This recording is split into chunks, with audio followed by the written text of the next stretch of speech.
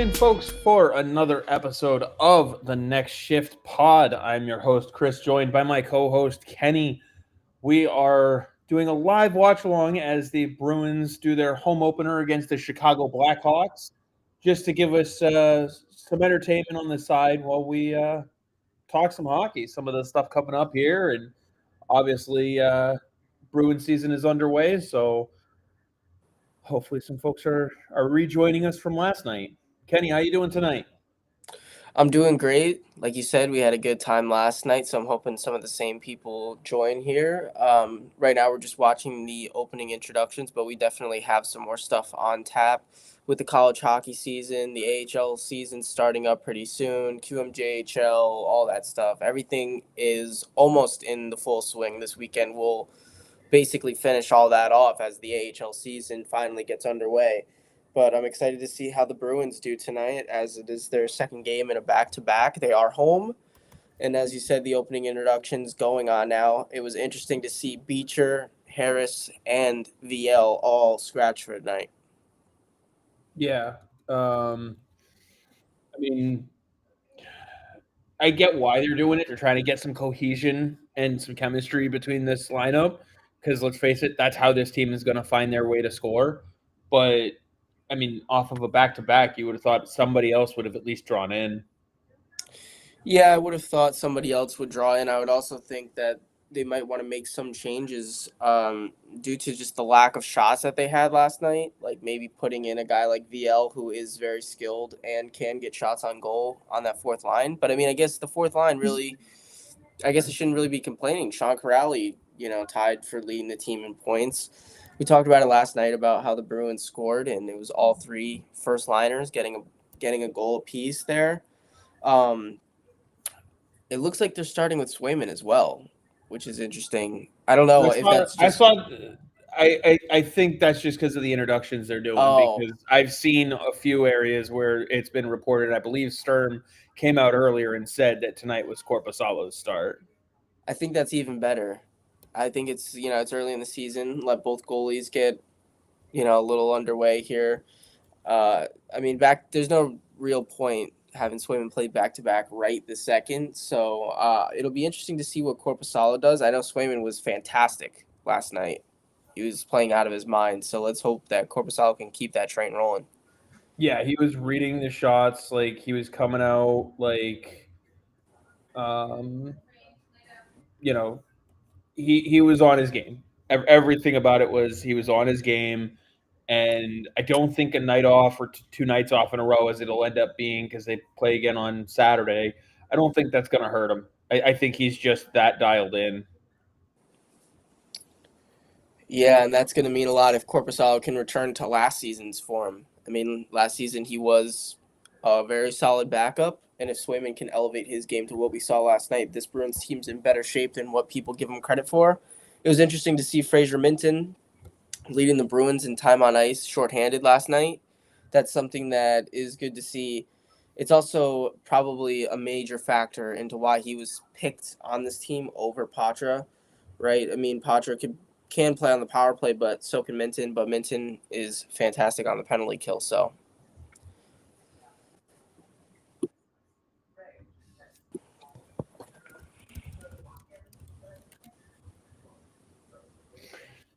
Yeah. Sorry, I just got a message about one of my leagues here, and it made me have to go in and check my lineups real quick. So it's some of the leagues that I'm in. I'm ready to just be done with. You ever have that when you've done fantasy? all the time, someone says something stupid, someone does something stupid, somebody takes advantage of somebody who doesn't know what they're doing, and before opening night, you're already like, yeah, I'm not paying attention to this league anymore. It helps out a little bit because it cuts it down from usually 9 leagues to five, and then 5 leagues to three, and then you're basically sometimes just cuts it down to one, and then that's a league I can focus on. For me, it's always like the stupid little rules. Like one of them I'm in, they have this rule that like Yahoo can't even enforce it. Where or I think they can actually. I think you can have a roster limit of a specific position, and so it's like you can only have 3 goalies. And I was just going through a bunch of stuff, and I picked up a fourth. Like, I didn't realize what league I was in. Didn't realize, what I mean? Like when you're doing, once you're more than 3 or 4 leagues, those rules just go right out the window. And they basically messaged me 2 hours ago, and they were like, "You need to drop a goalie." And I didn't see the message until 5 minutes ago when they're like, "Oh, I dropped a goalie for you." And I'm like, dude, like, you've given me 3 hours. I have 2 starting. Just, give me 24 hours to drop a goalie. Like, don't just be like, "Hey, we're going to do this for you." And then someone else is sitting there going, "Oh, then if you can't keep track of the rules, you're in too many leagues." And I'm just like, F off, man. I don't want to deal with you. No, there's always people that take fantasy just like way too seriously. I'm like, I really don't care because it's I'm like, fantasy. it's a free league. Like, I don't need this. No, really. Honestly, the only reason why I'm even in it is because it's like this year is because it's like, I don't know, what is it, a 12-person, it's a 12-team league. And I'm like, all right, so if I leave, you got to go through the hassle of finding someone to replace me, and like, or I ruin it for 11 other people. I don't care that much. Yeah, so Because then I will care. no good deed goes unpunished. You try not to, ruin the thing for everybody else, and then it turns into being the biggest pain in the ass of all time. Right. Checks out. So I'm just like, whatever. Although I will say I did win big last night on a pick 6 on DraftKings. That was fun. Yeah, you texted me and I said, dinner's on you tonight. I wish. I mean, you know what they say, never bet more than you can lose. So I try to live off of that, and it just gave me a hell of a lot more to lose. So that's the fun part. You're just rolling it back in there. Yeah, pretty much. I think the rule is once you make $1 million, you got to give the co-host 250,000. I think that's the rule. Oh, is that what it is? Yeah, I think that's something in our contract here, our unwritten. I'll have to rewrite that contract real quick. Although, when I look back at it, I sit here and I'm like, I don't know how it was such big odds. Let me see if I can go back and find. Yeah. So let me ask you this: what would you take in this going into last night's games? Morgan Geekie more than half a point. Would you take that? Yeah. Would you take Austin Matthews more than half a goal? Probably. More or less than 23.5 saves for Anthony Stolarz? Yeah, against Montreal, I would say yeah. More or less saves for Logan Thompson? 22.5. I would probably say less because oh wait, no, Logan Thompson. Saves for Logan Thompson going into last night's game against Boston. I would probably say less because the Bruins aren't getting fucking 20 shots. Like that's my point. Like if they got to 23 shots, if they got to 24 shots, 1 or 2 of them are going in. Like they didn't even come close, right? Like last night. They weren't even close. That's the funny part. And then Dustin Wolf, more or less of 27.5 saves. Who'd they play? Edmonton? They went against Edmonton, yeah. I'd probably say more. Yeah. Those were the 5 that I put together. I strung them together, and to me, I was like, those all make perfect sense. It checks out, and it ended up cashing, so all is right in the world. Yeah.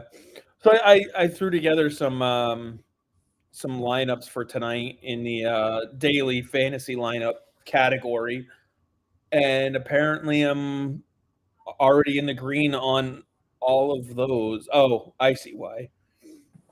Because everybody's at 0. That's why. They just immediately split up everything. But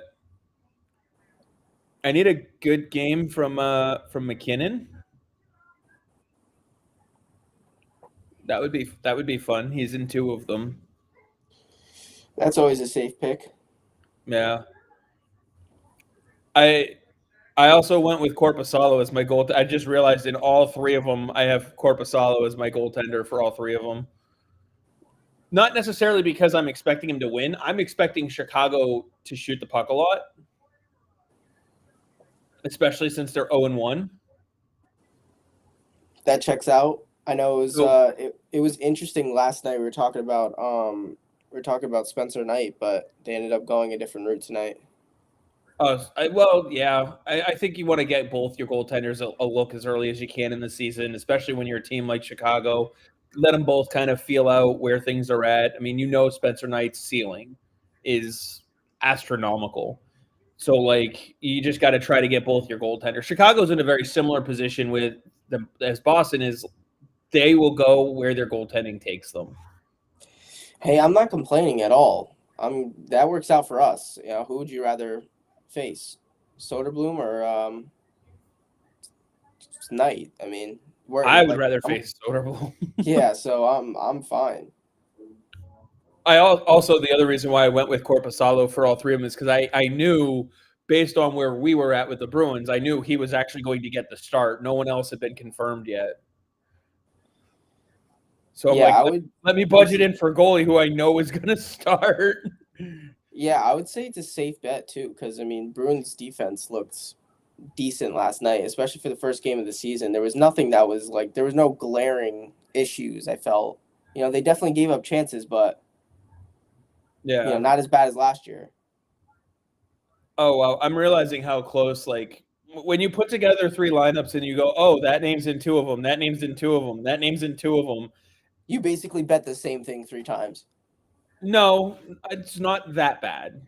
All right. It's not that bad. Well, whatever it is, your Corpusalo pick's looking great. I think that's the fourth save. Yeah. Fourth save. He's 4 for 4. He's looking as sharp as Swayman did. No, the other good pick that I have in both of them is Mackie Samoskevich for Florida. Oof, Mackey, Connecticut, Um, Connecticut guy, gotta love I it. figured you'd like him. Huge Uh, fan. Sandin Pellikka is in two of them. Yeah, I needed a cheap defenseman, so I went with the young kid in Detroit to see. Um, Snuggerud is in both of them. Pasternak is in two of them. McKinnon is in two of them. And I want to know your thoughts on this, especially for this episode of Next Shift. Uh, an under the radar player who made an NHL roster after being drafted, top line center for Nashville, Brady Martin. yeah. I like Brady Martin. It, it was easy for any of these top end players, especially for us, because we were looking at them pretty heavily as people who are Bruins fans. So we did look at a lot of Brady Martin, looked at a lot of Frondell, looked at a lot of Porter Martone, looked at a lot of those guys, even Eklund, who ended up dropping far, far down the depth of the first round. But I like Brady Martin.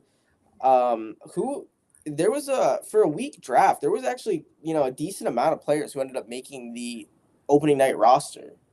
You had Oh yeah, Martin, Schaefer, Misa. There's definitely others as well.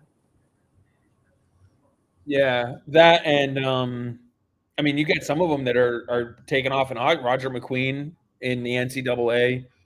So Oh like, yeah, I think it's going to end up being. I mean, how many times do we hear this? Everything goes from a very strong draft to a very weak draft in a matter of months. And then everything goes to the next one being the strongest draft we've seen in forever. And like, I get it. Every once in a while, you'll have your McDavids, your Crosbys, your McKennas, like someone, but that's one player in the entire draft. But we also hear it about free agency too. I mean, think about where we were 2 weeks ago about the 2026 unrestricted free agent class and where we sit today. McDavid off the market, Eichel off the market, um, Kyle Connor off the market, Kaprizov off the market. Like we saw it last year. yeah. I mean, we saw it last year as well with James Higgins. consensus number one pick a year prior, and then falls all the way to 7 when the draft comes around. Yeah, but I And know he you're didn't not even saying play McKenna's poorly. going to drop. Yeah, well, I'm not saying he is. I'm just saying, how much can change in a year. Oh yeah, absolutely. And I really think that depending on the season that oh, what's his name? Why am I blanking on his name? The defenseman in North Dakota. Reshny? No, Oh, he, Veerhoff. thank you, Keaton Yeah. Verhoff. I think he can make a push if he has a very strong NCAA season. There we Wow. go. Strong start. Is that Middlestad? It is. Good. After the way he's looked for the last 3 weeks, he needs a goal. He really does. That And kind of reminds me a little bit of that Beecher preseason goal. I mean, not as bad, but a little shovel that just finds a 5-hole. That's all you need.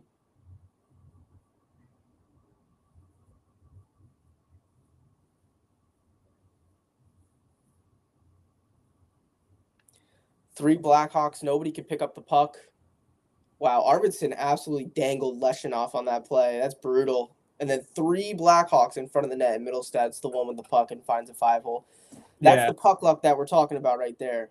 that's puck luck. And I know yesterday you and I continue. We chatted after the show with Gail for a bit. Like that's one where I look at and I go, Soderblom is trying to find the puck there. It's not his fault that it's bouncing around, and he's got 3 guys that are standing there watching the puck. Yeah, that's one where, I mean, I know you're usually more like, okay, yeah, the goalie could have made that play. I'm usually more like, the players need to do better. And I think both could be right, but I mean, 3 guys in front of the net, and Middlestat is the one with the puck. Like, That's you what got I'm to do saying. better Like, than that. at a certain point, you have to sit there and go, was this really on the goaltender? And I'm willing to say when it's not. But you know me, I grade goaltenders very, very hard. I mean, also, if the puck gets shoveled to the front, Grizzlick completely boots it. At some point, one of those 3 guys has to just take a body. I Now, mean, the one thing I will say there from Knight is he can have the pads closed.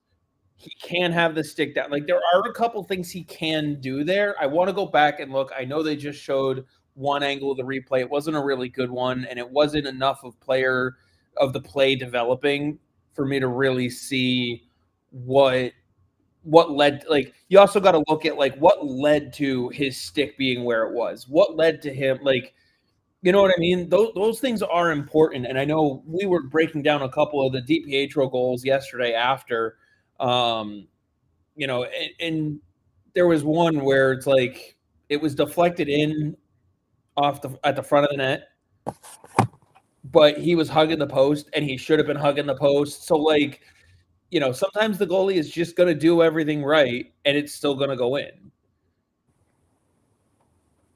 You just have to try to find the acceptable 75 times out of 1,000 for that to happen.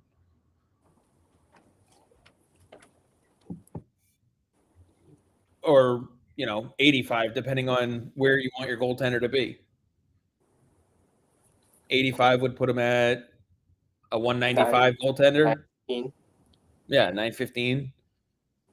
And you name any team that would look at a start and be like, if you're going to give us 915 goaltending out of every time you start, who's not taking it? Well, your first number at 925, I would guarantee a Vezina. Pretty much. Guarantee it. Pretty much.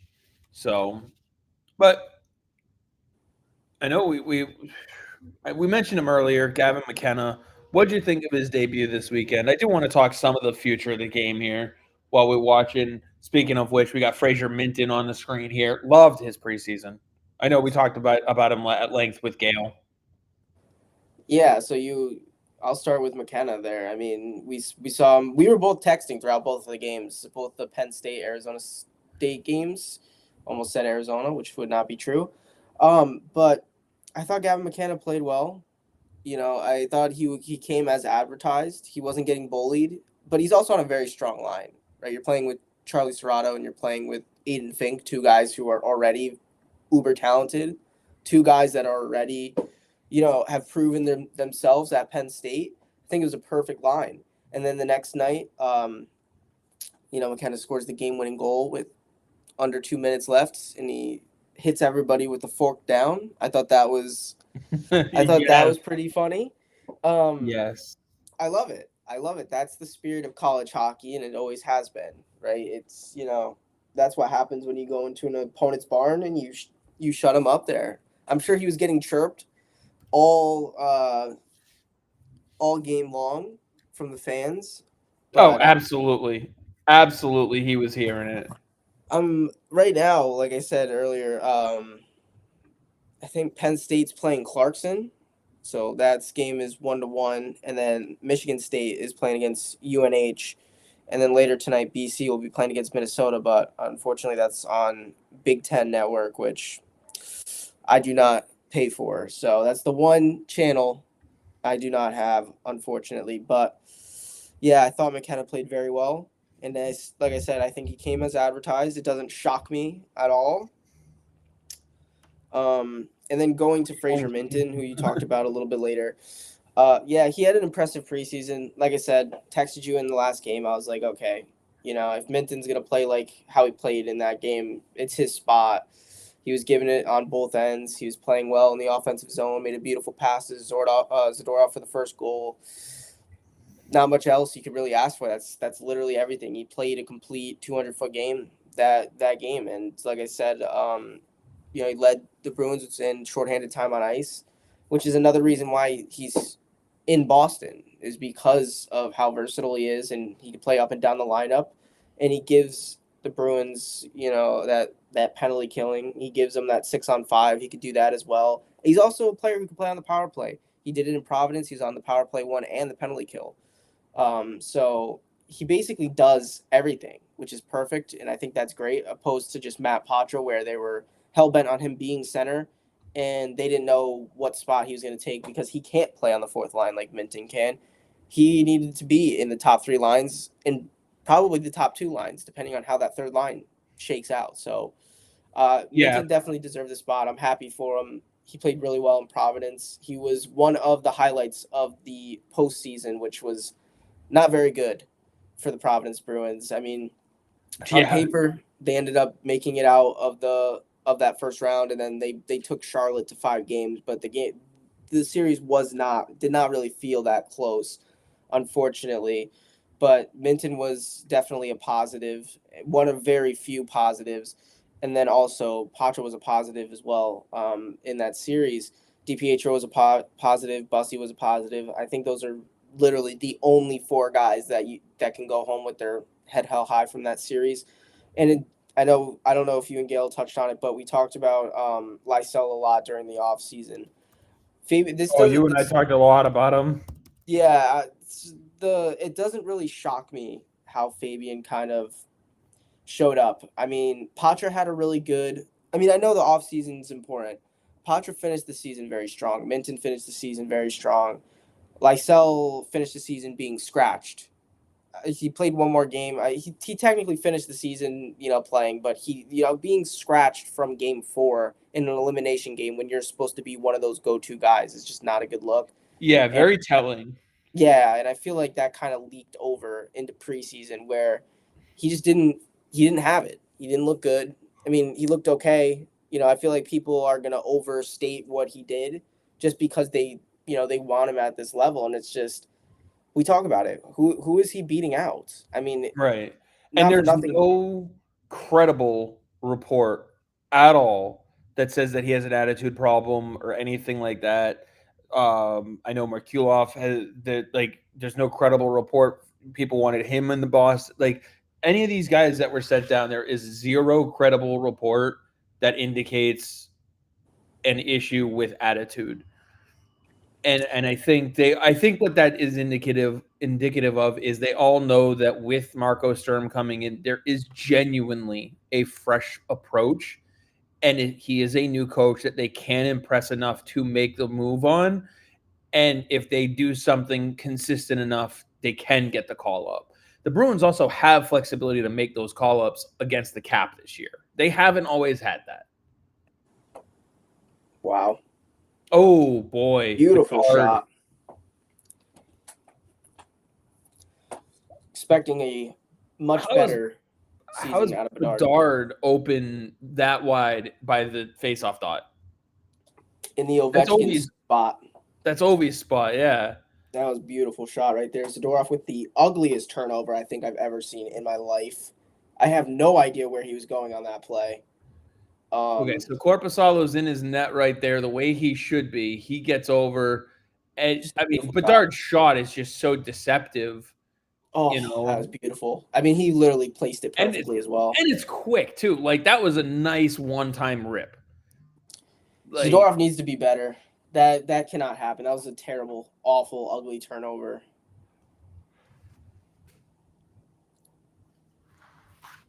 And the fact that it came fairly quickly after you were able to take a 1-goal lead, like, you know, that Bedard is going to be one of those players that you just can't leave open, like a Mikko Rantanen or Nathan. Like, if Nathan McKinnon is making that shot, no one's questioning Jonas Korpisalo. The only reason why anybody would question Korpisalo on a goal like that is because they want to see DiPietro instead. And I guarantee you, and you will agree with me on this 100%, that shot goes in on DiPietro too. That shot goes in on every goalie. I think Korpisalo played it fairly well. That was literally a perfectly placed shot. It was a nice pass. I mean, Connor Bedard has one of the best shots in the league, regardless of how anybody feels about it. He just does. There are maybe 3 goalies I can think of who that might have a shot of getting stopped by, and they all catch with their right hand. I bet Brandon Bussey is one of them. No, he's actually not. I think he gets beat by that. I would say like Logan Thompson is someone who could have had that. He's got a good glove, and it's on that side. But like you said, that goes in against most goaltenders. Like, it just does. It was a hell of a rip. I don't think that anybody should be blaming Korpisalo on that play after that. Egregious turnover by Zadorov in his own end. Like, but over 1,000 shots. Over 1,000 shots. If that's one of the 85 that he lets in, you're okay with it. Interesting to see no Cole Spicer again in this Western Michigan lineup. I don't know if he's ready. I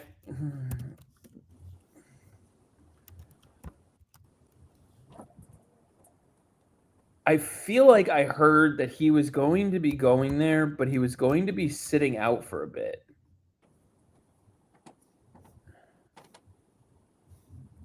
Which I'm rooting for the kid so much. I want to see. I mean, 35 points in 37 games last year for Dubuque. He had a hell of a season. He needs to have a good season in the NCAA. He's looked good the last couple years he was in the NCAA.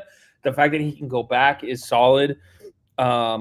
He's joining a great program at Western Michigan. I think it'll be good for him. If I'm not mistaken, though, I think there was a reason why he was going to sit out for a little while. I'll see if I can find it. It's not like I'm going anywhere for a little while.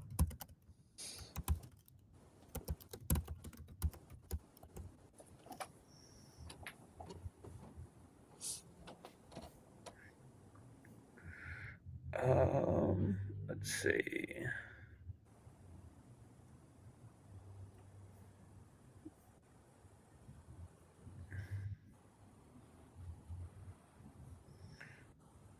Maybe not.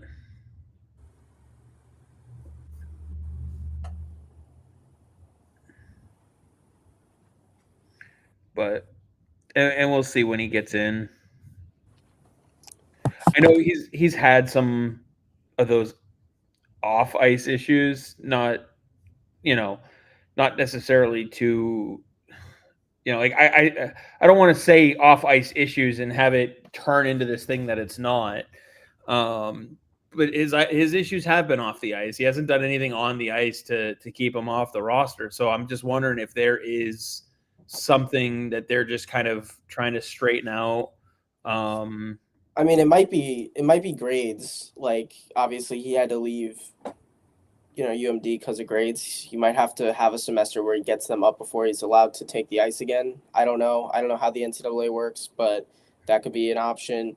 Yeah, Um, he's who from the knows? U.S., so it wouldn't be a visa issue or something like because that's prevented players all the time from playing.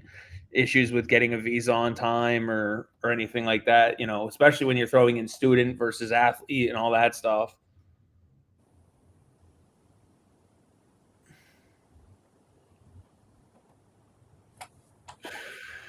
Bruins got another chance in close on that one. Yeah, they're getting more shots tonight, which is good. That shot of Chris Kelly go to break. The way he's rolling his eyes. Did you see that? I did not. I'm looking at trying to see what's going on in the Islanders game right now. Down 1-0. Wow, Penguins are steamrolling these New York teams. Steamrolling is a little. I just pulled up the scoreboard here. We got us obviously tied at 1 with Chicago. The Rangers are up 1-0 over Buffalo. They're outshooting them in the first 12-4. Oof. Montreal is losing to Detroit 1-0 already. That one's still in the first. Tampa's up 2-0 over Ottawa, still in the first. Panthers and Flyers are tied at 1. That's going to be an interesting one. I think the Flyers are going to provide a lot more grit than people are giving them credit for. I think they're going to be a tougher, as we know in Boston, a tougher team to play against than people give them credit for. And Florida, they're going to take a step back because of the injuries, but they're still going to be a force. You mentioned the 1-0 lead Pittsburgh has over New York Islanders. Yeah. Then we've got no other games having started just yet.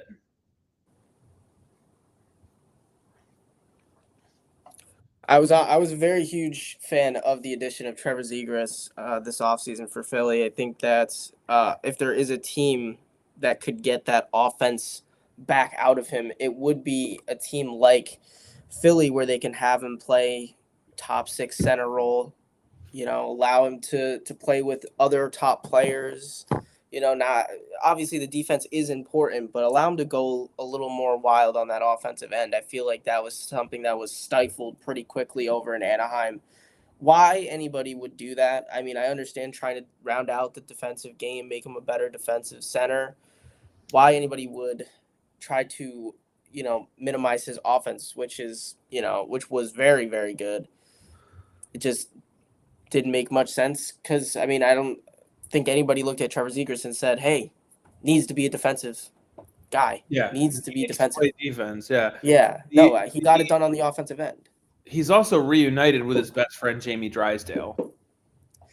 Yes, although he said they do not live together anymore. They live together in Anaheim. He had enough of it. So now that they're both making the big bucks, I guess they're having their own house. I mean, just because they don't live together doesn't, I know. They'll have their own address is the best way to put it, Like, no, I'm sure they live in like the same apartment building, just not in the same room anymore, or not in the same, place anymore. But... Yeah, we don't live together. Yeah, but you have attached doors and neighbors. Like, yeah, it's like a college dorm room. We share a bathroom, but we just don't live together anymore. Right. Oh, we're not roommates, but we're in the same dorm. Yeah, he lives actually 2 doors down from me this time. Right. Oh, breaking. Who's the penalty on? All right. Dickinson taking down Catholic. Yep. Right. Oh, he got him. Again, I'm going to knock on wood, but Boston 8 shots with 7 minutes left to go. That's perfect. That's already half of last night's shots. I was going to say that's better than last night already. Yeah, way better than last night.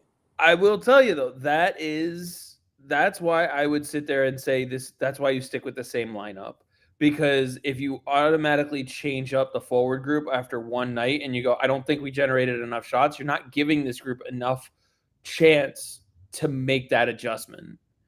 even if all you do is swap in VL for Tanner Janot, or you know what I mean, like a bottom six swap out like that. Well, yeah, and like I said, the fourth line wasn't, who you're going to switch out Corrali, who had all the shots. He had 1/5 of the shots that the Bruins had last night. Like it definitely wasn't their fault. You need more out of the middle six, and they got it tonight because you already see Middlestad scoring a goal. Did your video quality just go down a lot? Yeah, it's Nesson. It's 1993 again, apparently at Nesson. Bruins going. It's gonna be 4-on-4 in a Yeah, second. Boston penalty. You know what? 4-on-4 is still advantage Bruins, I think, to some degree. Yeah, well, it's not going to be long because the Blackhawks are just playing around with it, trying to kill this. Kill this time down. I mean, that's the right approach to take. I mean, it's been what, 35 seconds, and you haven't touched the puck, and you still haven't. They still haven't. Oh wow! I thought that was it. There we go. I mean, that was great possession by Chicago right there. And a bad penalty to take, especially on the power play. I know it was a little frustrating. That was not the way that you want to start a power play, but you can't take an offensive zone penalty, especially for slashing. Come on. Just not a smart play by Pasta. I gotta see the slash again. I'm about to. He's in the box right now. Oh, they're about to go to commercial.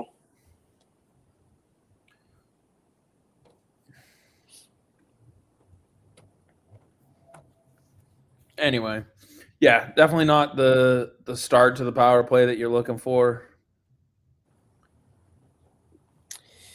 No, it was definitely an ugly start. Didn't really get set up, and then you take an ozone penalty.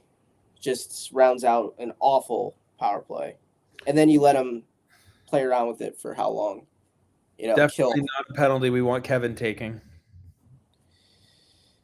No, Kevin's got to do better than that. It's got to be better. If he wants his jersey sales to skyrocket, he can't be making plays like that.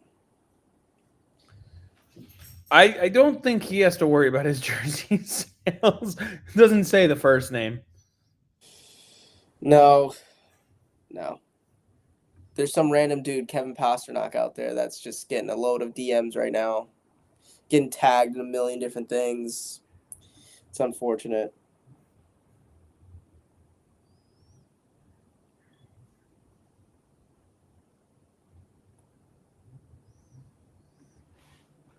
Oh man! And now, of course, I don't know if this is my connection or if this is just Nesson. It's always safe to assume it is Nesson. Yeah, I always do, but when I hit live and it jumps forward to the end of the commercial break, it's Nesson. Jim McBride just tweeted out Hampus Lindholm is not on the Bruins bench. That's exactly what the team needs. Of course it is.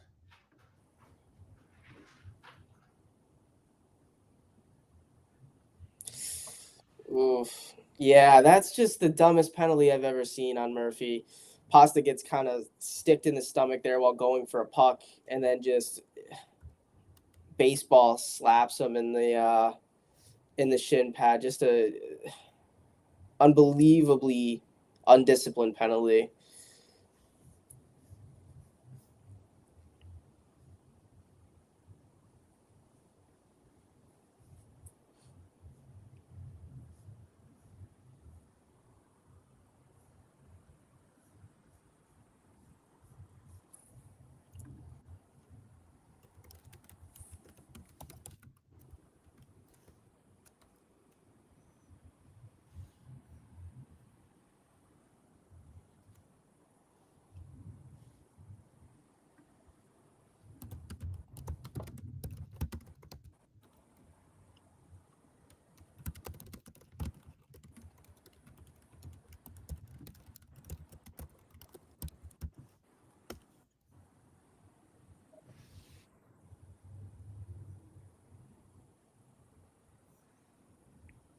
Oh man.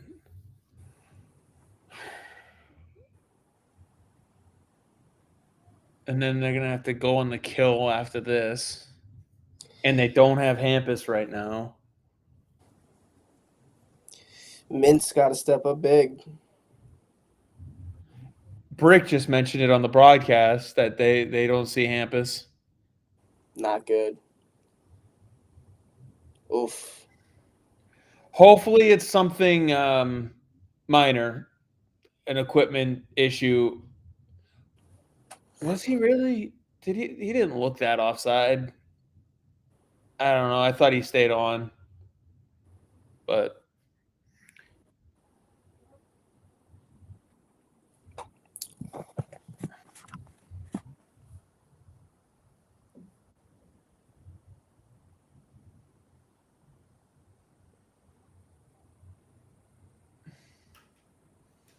all right. So if you're testing your defense on the left side this early, that's not good.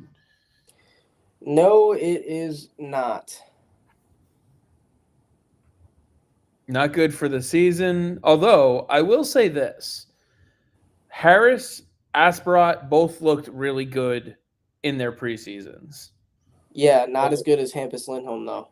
No, absolutely not. No. But I think this year you're better equipped to deal with an injury on the back end than you were last year. Well, yeah, last year On we the had left Jordan side. Osterley and Michael Callahan, and I would definitely say And Jordan Harris Osterley got claimed on much better. waivers. Remember, Osterley got claimed on waivers too. Yeah, I didn't track him after that, so I know he went to Nashville, and then the Bruins kind of got unlucky a little bit. They lost Regula earlier in the season, and then they also lost Osterley later in the year. Osterley, I think, ended up staying in Nashville's lineup because they had so many injuries. Like they were just decimated.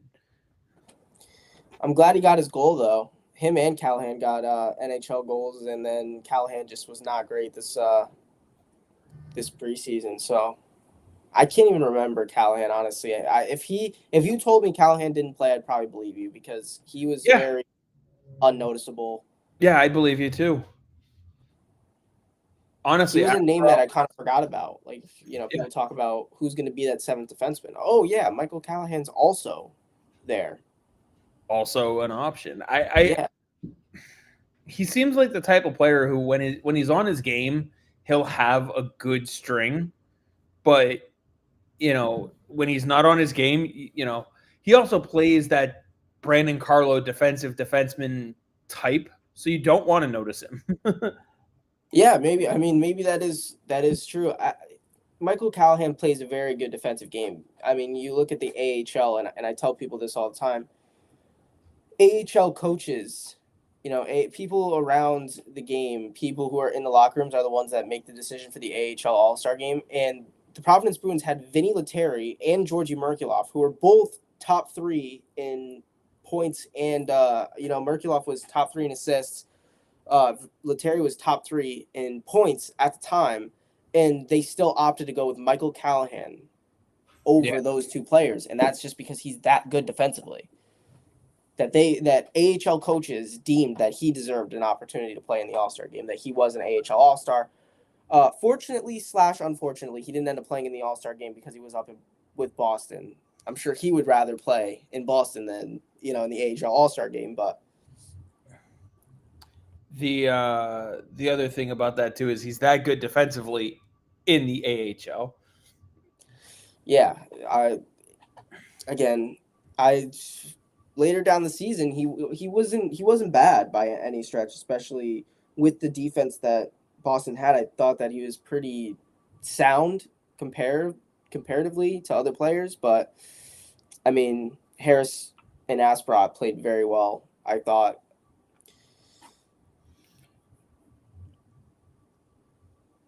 We'll have to see if maybe some of the if we get an injury update or something like that during the break, because they're only a minute and some change away from the first period break. So, but it really sucks to see him already done, if he is done for the game.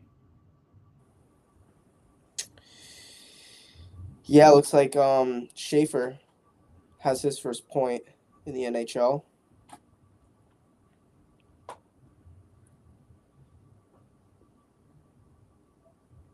Schaefer's another one that we had a lot of eyes on last year, but that's what it was. Penguins have revealed their new gold jersey. Yeah, their third uniform. It's not that good looking of a jersey, in my opinion. It's too much gold. Way too much. I don't know. Again, it's difficult to tell. You need to see him on the ice first, but Yeah, but then to see the 3 stripes on each arm, I wouldn't buy it, obviously. Even if I was a Penguins fan, I think I wouldn't buy it. I wouldn't. I mean, who are you going to get it of? Crosby, Malkin, Letang, who else? And by now, Rutger McGroarty, you think so? Justin Brazeau, Oh, Parker Wotherspoon. leading. I believe he is still leading goal scorer. He is. He's he's not. He's not because Pavel Dorofeyev got the Hattie last night. Oh no, there's definitely a few players because I mean talking points wise, I'd say there's definitely because there was a ton of players who got points. Like Marner probably has more points. Goals, Dorofeyev leads the league with 3, and then Marty Necas and Justin Brazeau are tied for second. Points, Jack Eichel has the lead by himself at 4. He had a 4-point game last night. And then tied for second, you have Dorofeyev, Pasternak, Nylander, and Ryan Nugent-Hopkins, all with 3. But that's okay. The most Justin Brazeau should screenshot his name on the top 3 there. Keep it forever. Show his grandkids. Block out the number. Yeah. Just say, hey, listen, this was me. Also, who had Artur Shilovs leading the league in goals against average and save percentage? I don't know. Both my bets are hitting right now. I bet Justin Brazeau top 3 in points or in goals, and then I bet Artur Shilovs Vezina. So. Yeah, you better cash those out now. It actually cashes for less than what I put in right now still, but yeah, I'd be willing to bet that it would. So, well, first period's over. Felt like it was a decent first period. Like, not a ton that was notable, except for the shot total that's at 11 right now for the Bruins. That's good. Korpisalo looks sharp. And obviously you're going to keep up with the Lindholm injury. Yeah. Now, I guess the question becomes, what's the balance between shot quality and shot quantity? Because we've seen them go back and forth when it comes to the philosophy, quantity over quality, quality over quantity. There's got to be a number that's basically the right balance. Yeah, and I think 30 shots a night is a good benchmark. I mean, if you can get 30 shots a night, it's hard to see you lose. And I know you talk about the quality, but when you're a team like the Boston Bruins, your bottom 2 lines should be shots on net, crash the net, get rebounds, put it in, play that fundamental hockey. You're big, you're strong, right? Cam Neely, piss and vinegar, get in there, battle, right? Get shots on goal, crash the net. That's what those bottom lines should be doing. That's it. Get the passes to the point. Have Lohrei throw a low shot on net, have Zadorov throw a low shot on net, battle in front, get redirections, and get rebounds. Make life simple. This is why the bottom line is constructed the way it is. It's because they're hard to play against. Get a guy in front of the net. He's not going to be able to move. Nobody's going to be able to move Mark Kastelic, right? A lot of people will, I'm not going to say nobody. A lot of players are not going to be able to move Mark Kastelic in front of the net, right? Just get to the front of the net, get in the dirty areas, and then get shots on net. Because when you talk about the quality versus the quantity of the shots, my worry is you take shots just for the hell of it from the perimeter, and then nobody's in front. There's no screen. An NHL goalie will save that 99, or I'll even say 999 out of 1,000 shots. You have to get bodies to the front of the net. You have to take away the eyes, and you have to bury rebounds. That's the most important thing. It's a fundamental. Everybody learns it. It's simple, but you're not David Pasternak. You're not going to be able to rip shots from wherever and have a chance of them going in.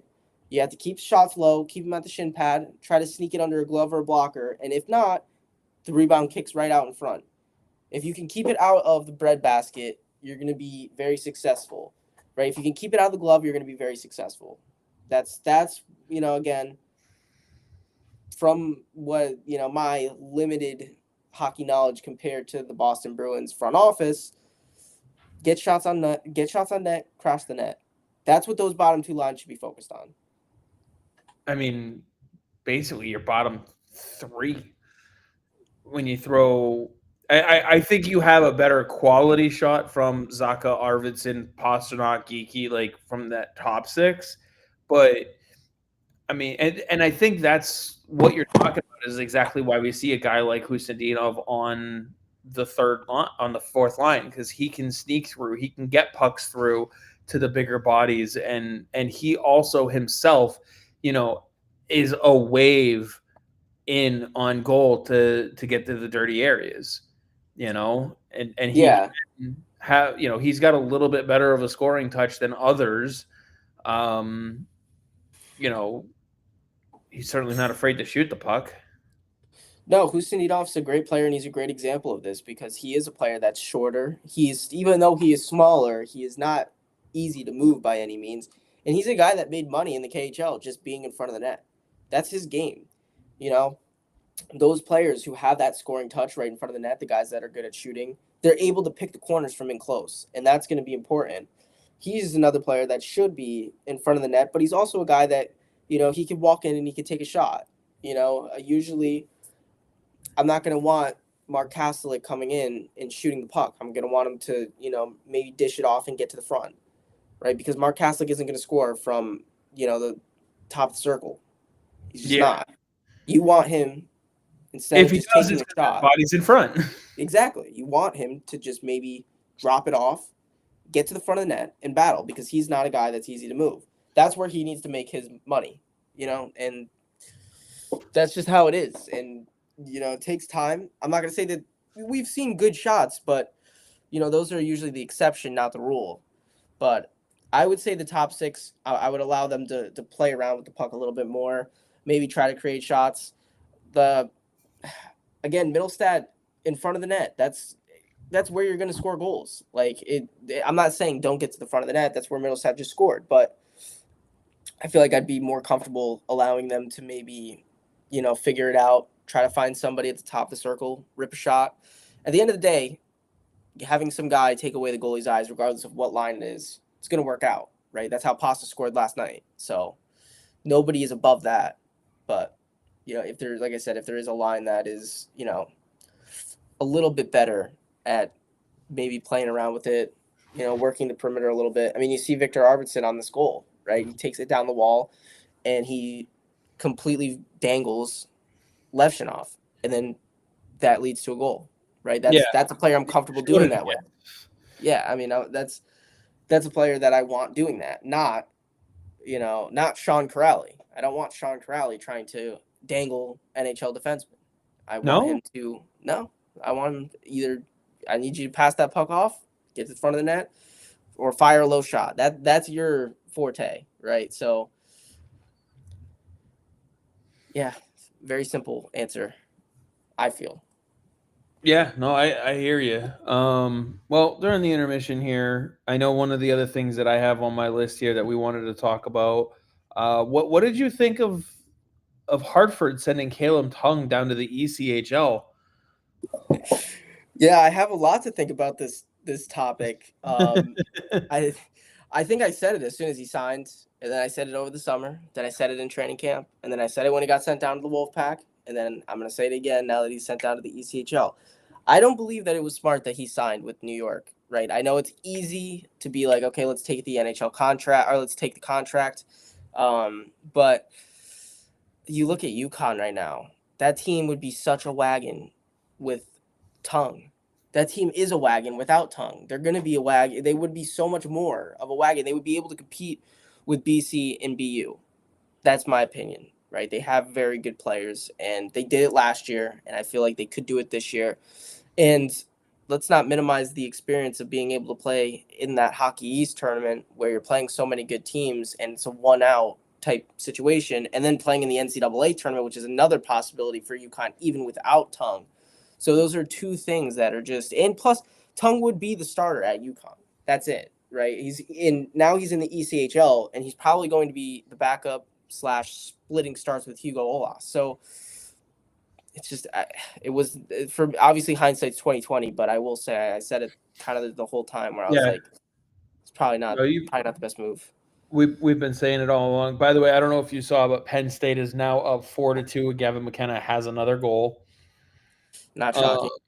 Not shocking. But the thought that I just had, and I'm gonna go check, I don't think Gavin McKenna has taken a penalty either, like at all for Penn State.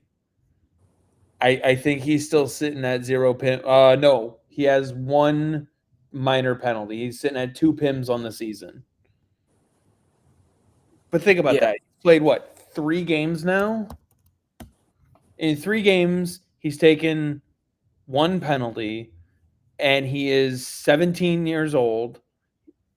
And in a brand new league where players are supposed to be faster, bigger, etc., etc. And not only is he keeping up, but he's playing his full game. Yeah, and again, like, I'm not taking anything away from him, but Aiden Fink was going to put up the points that he's putting up anyways. Charlie Serrato is going to do the same, right? And adding Gavin McKenna to one of the best lines in college hockey, like, this doesn't shock me at all. Oh, no, I'm just saying, like, what do you – I mean, think about this. If he does – is he one and done in the NCAA? Like, that's I think the big question that people were wondering, and he is. He is showing he is one and done, and he probably won't even need the AHL.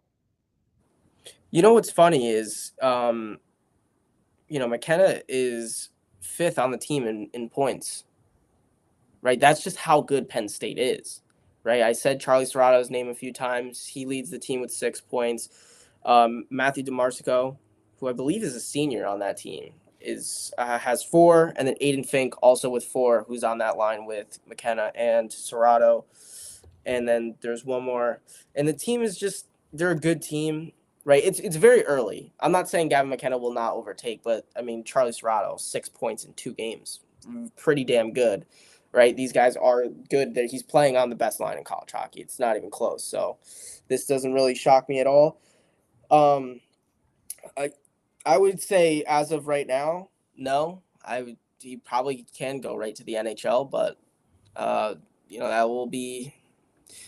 It's still a season. He's only played 2 games, so I'm not necessarily ready to tweet that yet. But I would say that there is a high chance that he does go straight to the NHL. You mean you don't want to put it out there in the Twitter sphere that you said that on this day, well before anything? No, Chris, because I don't like people bringing that up a year later and saying that I'm an idiot and message me death threats when he doesn't make the team. So, remember when Dean Letourneau was supposed to be one and done? Yeah, that was short-lived. Wasn't that? That was very short-lived. I think 2 games into the season for him at BC, they were like, "Oh yeah, no, bust." He's a project. He's a project, and then and 2 games later, it was no, he's not a project. He's a bust. Yeah, he's a bust. So I think it went like the exact opposite way that it's going for McKenna right now. Man, which is funny though, because I mean, he was noticeable, and I'm not just talking about the hit he laid out, but he was noticeable in that opener against Quinnipiac, despite the results. Like overall, he was noticeably better. Yeah, he kept up with the play very well. The Bobcats are a skilled team. He was able to play well. I felt like there was a few Bruins prospects that played very well. Elliot Gronwald played well. Chris Pelosi, who I've said yesterday, played very well. Of course, you picked the Quinnipiac ones first. Yeah, of course, because I'm a homer. So even if they didn't play well, they did play well though. Even if they didn't play well, I would still come on here and say they put no. But James Hagan's played well. No, because that wouldn't be truthful. No, it wouldn't be. It wouldn't be truthful. But if I come on here and say Fabian Lysell doesn't deserve a spot in the NHL, there you go. Death threats. Send to my inbox. People are already writing them. Right. P.O. Box. Yeah. Go die. Well, guess what? I said DiPietro is not an NHL goalie, and my address just got leaked, and there's a mob outside my house. So Look, that'll be fun. if that's the case, I'm glad they went to you because I've been saying that for weeks. Yeah, but you didn't. Did you tweet it? That's the question. Did you tweet it out? Did. Yes, I did. Yes, I did. I Well, hey, responded listen, to didn't many you? people that not to worry, he was going to clear waivers. Well, actually, they're at your old spot. Right They're at my old spot. That's what they're it at is. your old spot. So it's That's what that line of people is when I look out the door. My new spot isn't that far away. No. Yeah, so they're waiting to get in. You said McKenna scored a goal? Yeah, he scored again tonight. Did From he? what I They can have tell. JJ Whitebush as 3 goals. And Oh, then they might have 4 changed. goals. Oh, maybe he got the assist. Maybe I read it wrong. Yeah, he has he has let's see here. He has two assists on the night. They must have changed it then. Yeah, they changed it because that was not a Wybush goal. That was a McKenna goal. But and Serrato had the primaries. I think they went back and re-scored it. Yeah, you can see Charlie Serrato having a hell of a game, which is fine. And Jackson Smith also, who was not on the trip to Arizona State because he was sick, actually got a point as well. Before we turn the page completely on the BC crew here, though, I gotta mention one of the other Bruins prospects on BC, who I think is flying extremely under the radar right now. By the end of the year, you remember how much people loved Don Zlachmelis once he made the jump to Providence and put in 2 points per game? Yeah, it's hard to forget.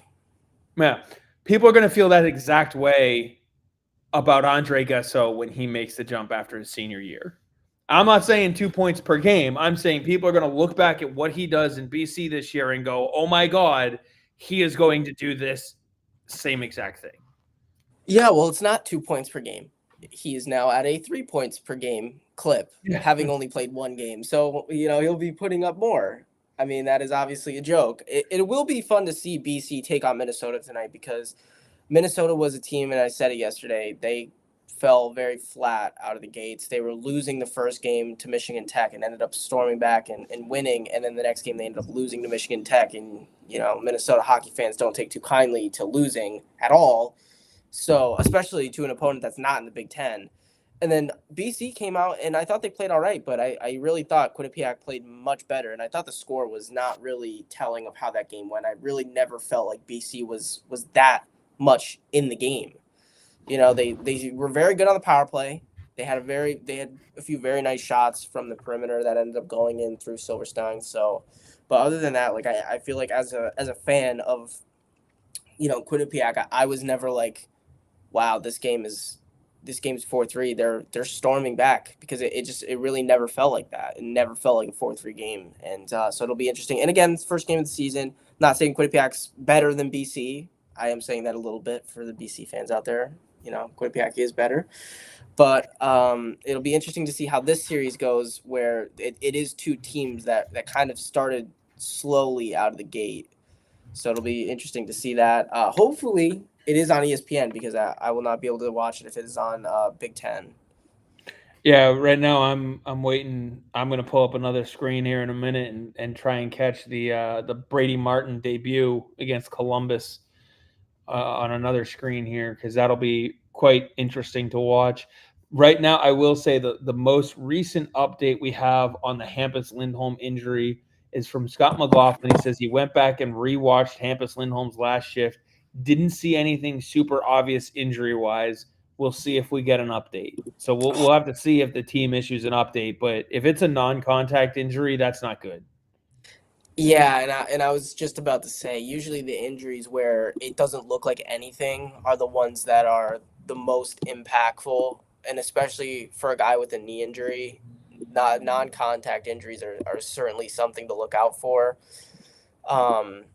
Again, they made it out like he was 100%, which is good, or over 100%. They said he felt better than before, but it's difficult. It would be very difficult to lose Lindholm, especially the second game of the season. This guy cannot catch a break, but let's hope that it is something very minor. Let's hope that he's on the bench for the second period. Jim McBride just said Lindholm has not come out for the start of the second period. Literally, as you were saying that, I got the Yes. notification. So we Not will good. see. It could be the guy is sick and has other issues to attend to in the locker room. It could be he's off going to get an in-house MRI. Like they have some of those facilities at the Garden. So like, Let's hope. let's hope it's not that. Yeah, that would not be. I'd.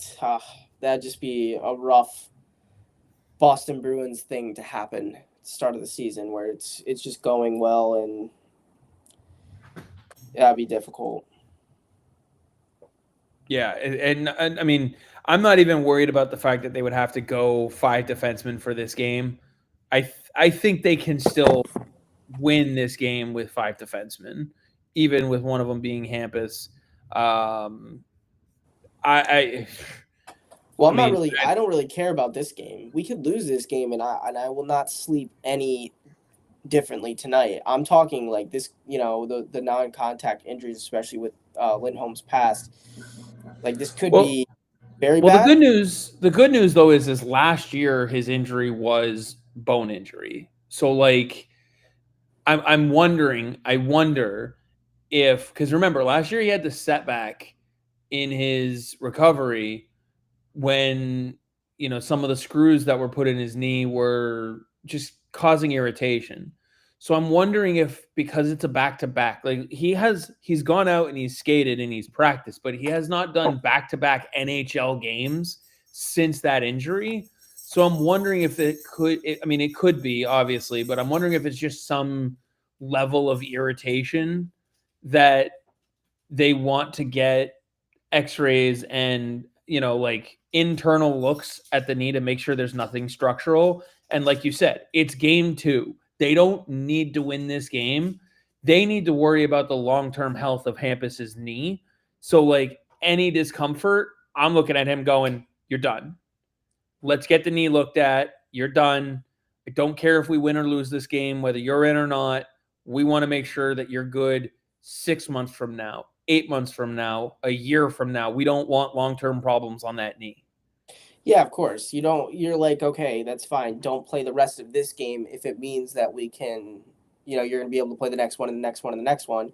It is a little disheartening to see him, even if that is the case, disheartening to see that, 4 periods and he's already having discomfort. That's not a great look. And it's Well, again, I think the back-to-back is a factor.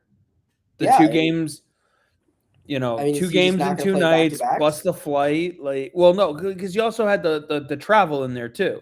But that's So part of being an like, NHLer. Like I that, know. those are going to happen. Is he just not going to play the back end of any happen?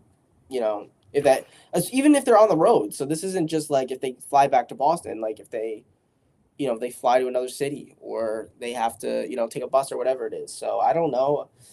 Again, it's just like I said, 4 periods into the season, and if there's any issues, especially with that knee, it's disheartening to hear. Yeah, it's a concern nonetheless, but there is a little bit different because they were on a plane this morning.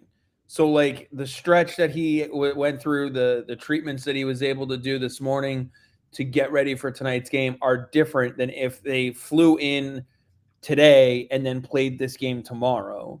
You know what I mean? Like it's just the way that an athlete handles their body for that is different. And so we have to see what's going on. I mean, for all we know, he pulled an elbow. You know what I mean? Like he just you know what I mean? Like he could have popped his Yeah. shoulder out, and there, like there's a zillion things it could be. Yeah, his nail could have broken. Like we really don't. We're just speculating. He could be in the bathroom with the runs. Like Yeah, it could be we literally something have that no idea. stupid. Yeah, We've heard those stories from NHL players before. And no, I don't want anybody bringing up the Tuukka Rask incident, but it's they're human. They get sick. I mean, for all we know, he's in the back puking his brains out because he caught something from his kid. Kids are disease factories. yeah. it's hard for me to like hope that that's what it is because it's still terrible, but I'm hoping that's what it is. Yeah, It's but I mean, if he's fighting the 48-hour flu, I'll certainly take that over anything else. yeah.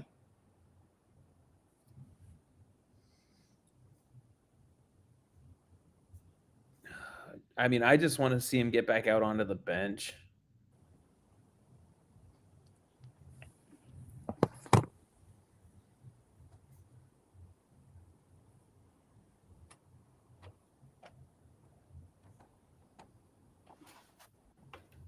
This is going to certainly be quite interesting, I guess, is the way to put it. Oof.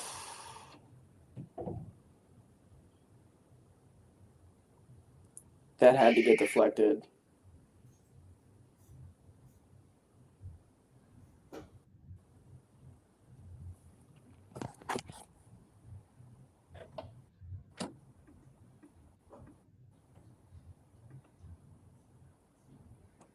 Yeah, oof. Oh, I don't know if it was deflected or if he just had that good of a screen because he is not. I will have to go back and look at that one because Yeah, that that was a puck tough looked to one. be flat. It was a hell of a shot, and I think it went exactly where he put it. He knew the screen was there, and I'll put it this way: that could be one of those goals that you look at and go, "That's why DPH was the number two, or Corpusalo is the number two, not a starter." Because you got to also remember, just because we sit here and say DPH was not an AHL goaltender, we're also not sitting here. Corpusalo is a starting goaltender. No, I mean that we've never said that. We've never Right. ever, even no, So Corpusala would so not that be a starter. that by default means Corpusalo is going to let in, like, if we're hoping Swayman is a consistent 115 or 915, 920 goaltender, what's acceptable for Jonas Corpusalo? Well, 895 to 905. If you get that out of your number two, you take that. Well, that's a significant drop off. Boston Bruins update: Hampus Lindholm lower body will not return. Not good. Last time I checked, the knee is, yes, lower body. Yeah.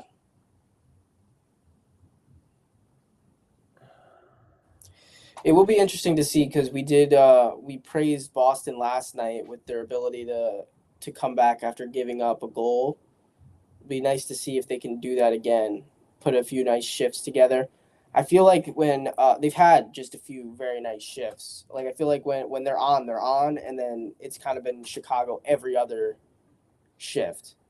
But we'll see. And we also, I know Gail touched on it yesterday too. This is a Bruins team that is known for playing down to its level of competition.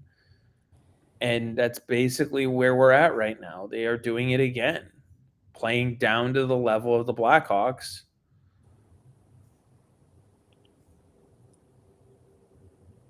Bedard with another point.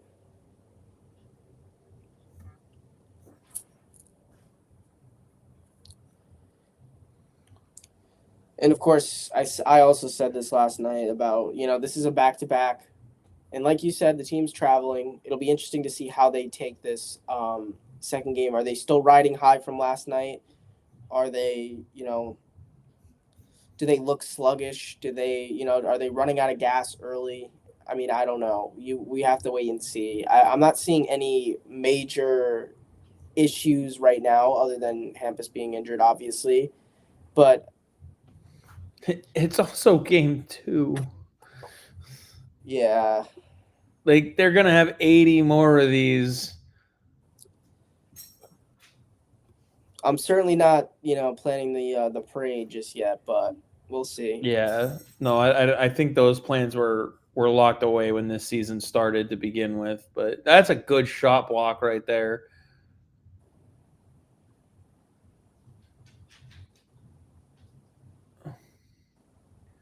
But and we were talking. I was talking to Gail about it last night. Again, I don't know. I can't remember if you were here for it or not. But like, what's a successful season for the Bruins for you? And some will sit there and say, "Oh, only if they get Gavin McKenna was it a success." Well, okay, then don't watch this year and just wait for the lottery. Like that's all I can tell you. Um, it's you have to look and see what this team is. A successful season is knowing what this team is going forward. Not necessarily the lines, but what type of team do you have? Um, Cam Neely mentioned it. You mentioned it. It's the line before he made the piss and vinegar line. He talked about how they were trying to add scoring. He also mentioned that it's still something they are trying to do. So it's not just what do you have going on.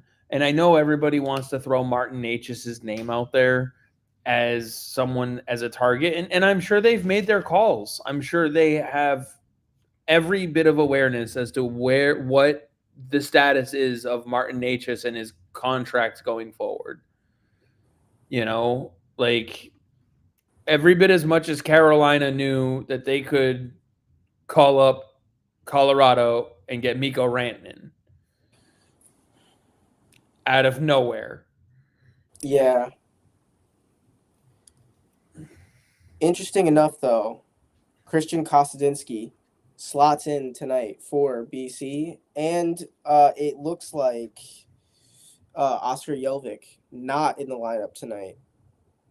It also looks like BC will be switching their goalies again. So Luca Cloutier starting tonight for BC against Minnesota. I think without Fowler, they don't have a designated starter. No, and it'll be interesting to see. I mean, Cloutier is he's an 06. It's his first year. He's a freshman in college, so I mean, there's nothing wrong with going to him and figuring out your starter, especially early in the season when you are BC. But I thought Cork played well. I thought that he was challenged. He made a ton of big saves. It's interesting to see them make a change when they are going to play Minnesota. And again, it's early in everybody's season, so this is the time to do it. So we'll see. We'll see how it goes. Yeah, I think some of it is they're talking about him not returning right now.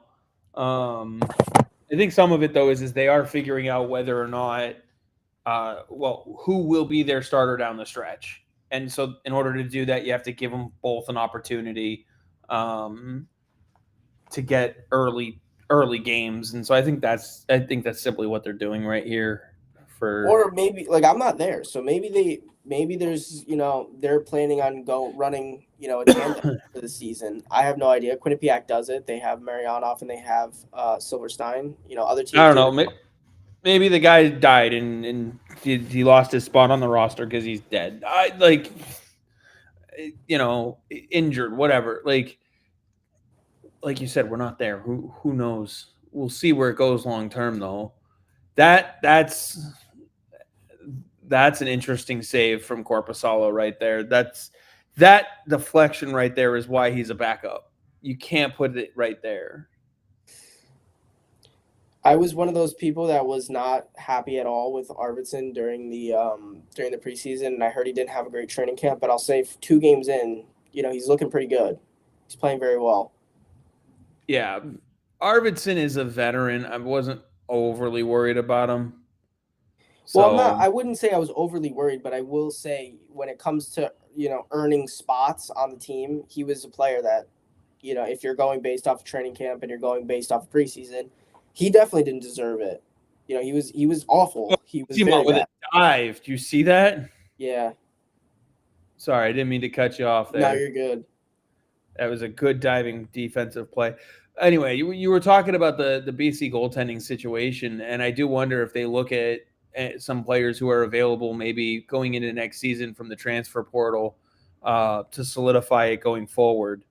BC, I mean BU, like those are the kind of organizations in the NCAA level where you're not going to see him go with that kind of question mark for more than a year.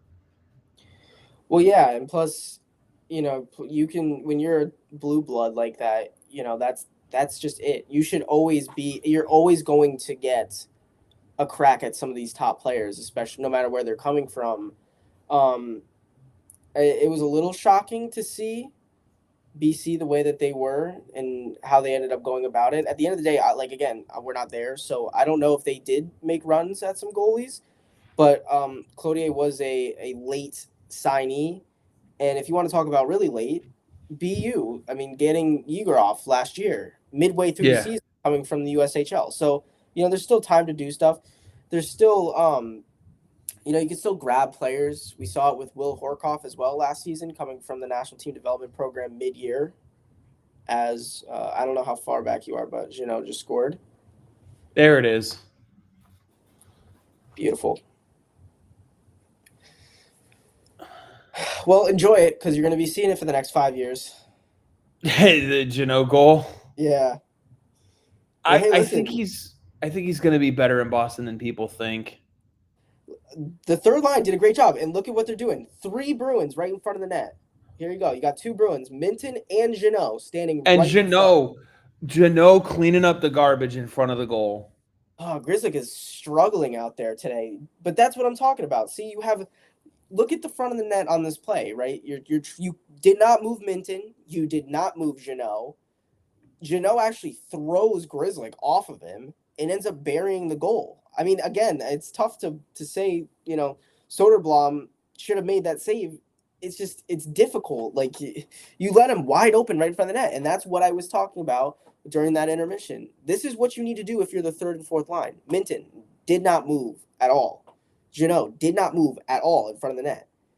You're going to see another replay. And then Asimont, right here, nice move, cuts to the front, and then just puts a low shot on goal. This is what's taught at all levels of hockey. He basically sauces that shot, feathers that shot right off the pad in front of the net because he sees Jeannot is free and can bury that puck. Beautiful play there. I'm taking credit. I said it. I mean, I'm not, I definitely don't, it's not rocket science, but that is exactly what I am talking about from the third and fourth line. Perfect. Textbook what you're looking for. Textbook exactly what I just said. That's exactly what you need to do if you want to score goals, and they executed it to perfection. There is no point for Minton to be anywhere other than in front of the net on that play. There's no point of Jeannot being anywhere but in front of the net on that play. That means you're dragging double the guys in front because now you need 2 defenders. And then you see Soderblom goes down, makes a nice first save, but it wasn't a shot to score. It was a shot to get a rebound. And that's what I'm talking about. Couldn't have drawn it up better myself. So, you mentioned Jalvik out tonight with an injury. Shouldn't be long term, but somewhat surprising. It is an injury. Sorry, I just saw an update on that. No, I mean it's important, so it's all good. That's he was definitely not something you want to see. He missed most of last season with an injury too, if I remember correctly. Yeah, he did. So, not good.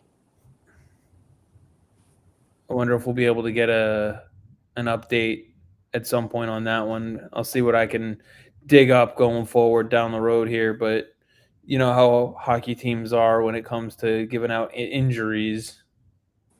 Yeah, and like we said, it's early in the year. There's no reason to push it, and I believe BC is playing in Minnesota, so I wonder if I'm assuming he is along for the trip.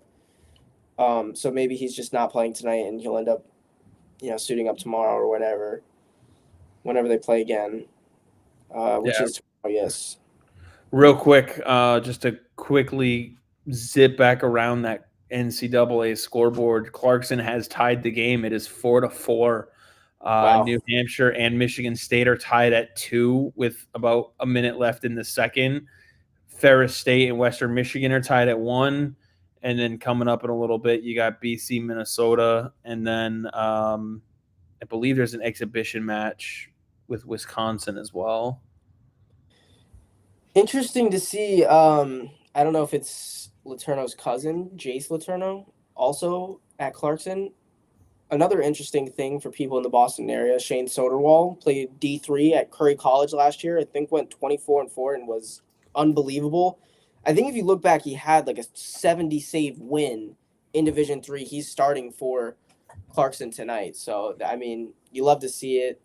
A lot of Boston connections, obviously, with how hockey. Well, I mean, I was gonna say Boston is a bedrock of the game, so like, You can't just be like, yeah, a lot of connections to Minnesota tonight. Like, right. obviously. I mean, how often are you sitting there going, a lot of connections to Arizona? I mean, I always point out when there's a connection to Connecticut because they're few and far between. Speaking of which, Connecticut legend Cam Atkinson hanging up the skates. I don't know if he's signed that 1-day contract yet with Columbus to retire a Blue Jacket, but good for him. I was just saying, Columbus is also Columbus. You mentioned Connecticut's the size of your friggin' hand. So when two people have that much success from it, you know, as a state, you got to take pride in that. You know. Yeah, and I don't know how it is in other states, but hockey in Connecticut is a very close knit community. You know, I feel like everybody knows of everybody. It's very interesting.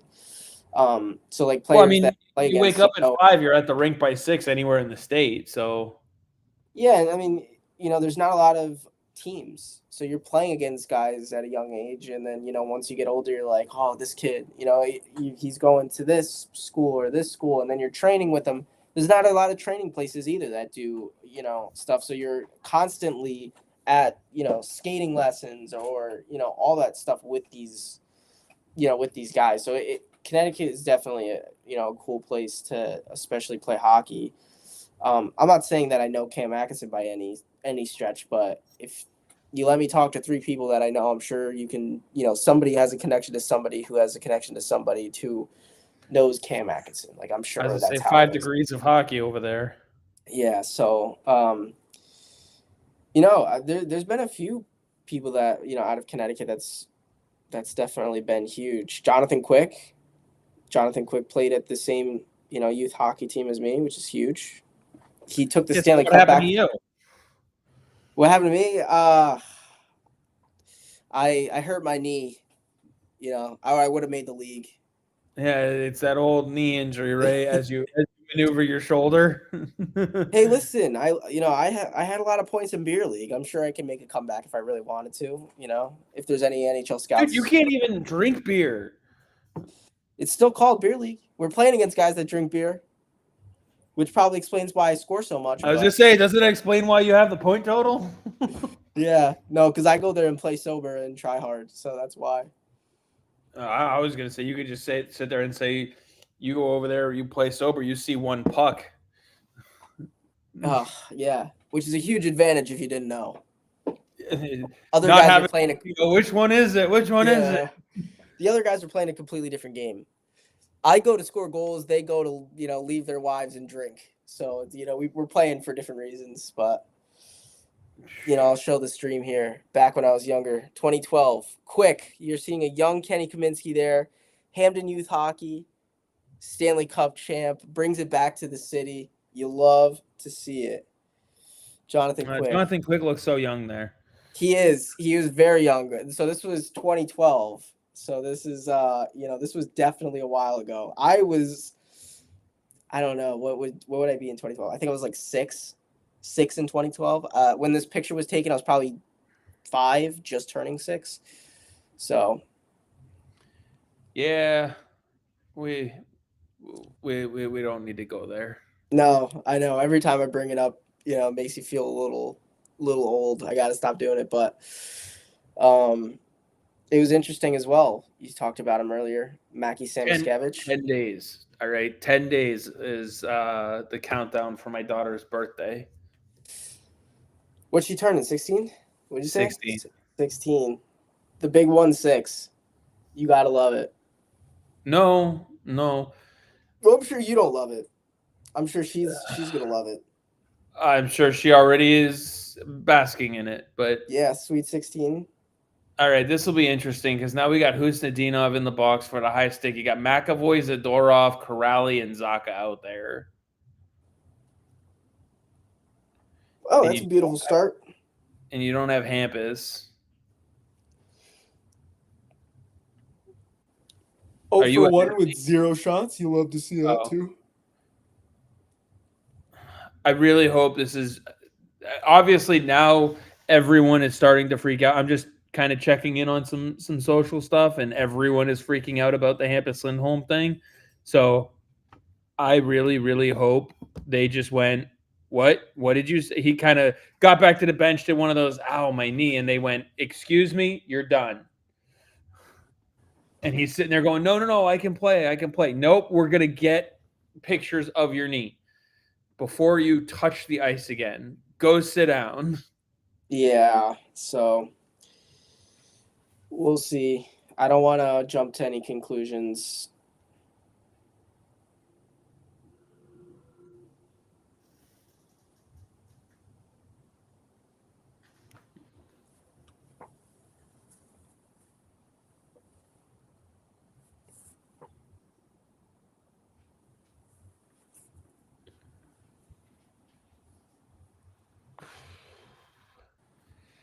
You are generating more shots today, though. Which you always love to see.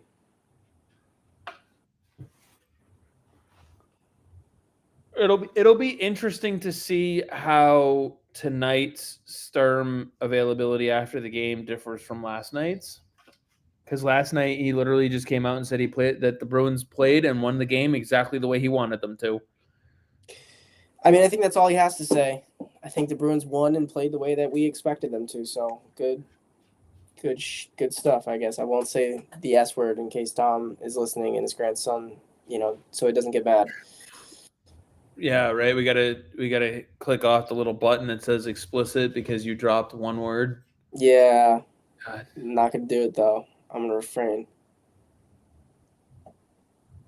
If we haven't dropped them yet because of what happened to Hampus, then I think we're good.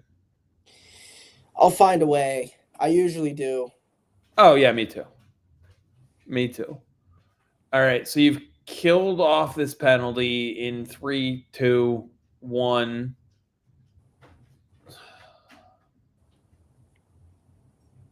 I just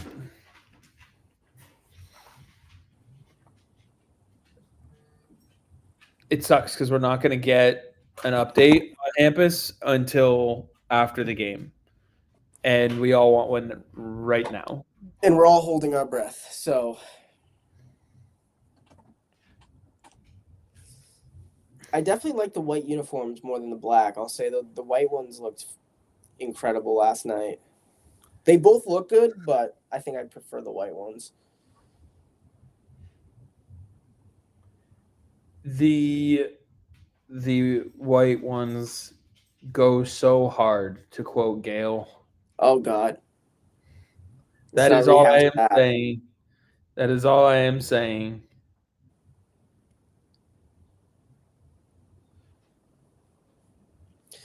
Yeah, Pasternak looks very flustered this game.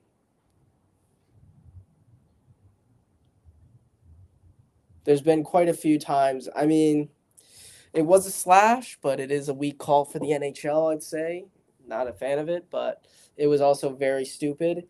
And then he was taken down by Murphy later in the offensive zone, and play was going on. He puts his arms up, and then now again. I mean, just tough to do.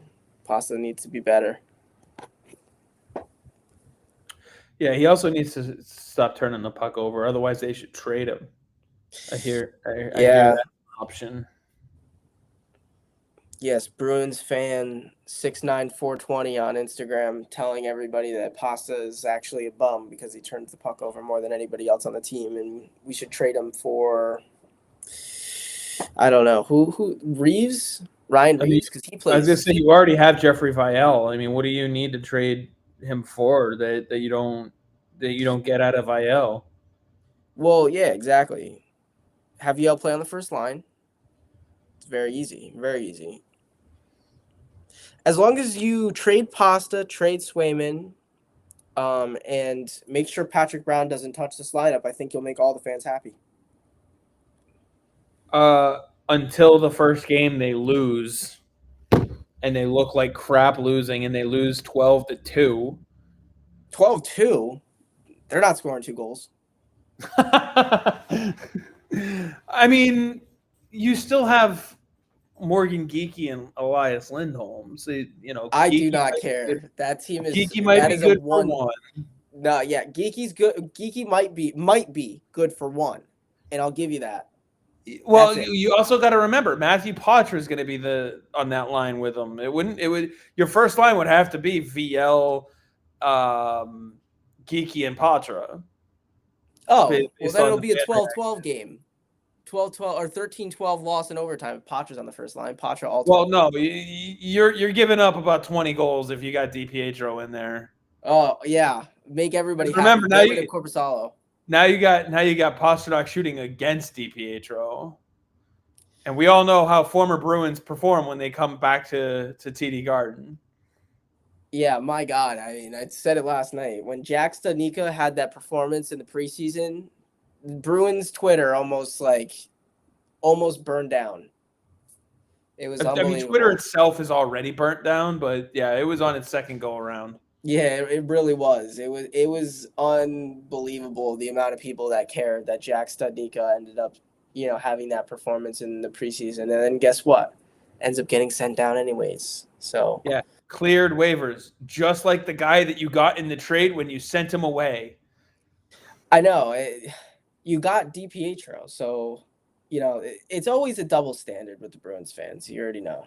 You know that. They don't. They're pissed. You mean with the diehard Bruins fans, with the hardcore, true fans, because those like us, we don't know what we're talking about. We don't. No, usually, I always respect the people that state their credentials before tweeting. Well, I've been a Bruins fan for 20 years. Yeah. So. Yep. That's the guy. I would know. Yep. I've watched this team for 35 years. And I know what I'm talking about. I never played hockey. I watched 4 games a season, but I'll tell you guys what's going on. And that DiPietro fella, he's got it. He's got that. He needs to be up in the NHL. Yeah, first time, long time. Yeah, no. Korpisalo, bum. Swayman, bum. Pastrnak, bum. Turnover machine. He's a bum. I know. And the fan that stumbled upon that and posted it thought that they found gold. They found a loophole. They found something that nobody else knew. Oh, Pasta top 5 in turnovers. Get rid of him. I mean, you're just looking for a statistic to back up your narrative, and nice save. You know me. That's a good save by Korpisalo. You know me. No sacred cows. Everybody's tradable. So if you want to have a legitimate conversation about rebuilding this team and trading your key guys, Pastrnak, McAvoy, Swayman, etc., great. I will ask you, are you prepared to not be competitive for 7 years? Of course not. But you still need to trade them anyways. They need to trade all those guys and then be a Stanley Cup champion the next year. I will say this. There is 100% truth to the fact that fans are the reason why teams take so long to rebuild. All right? Because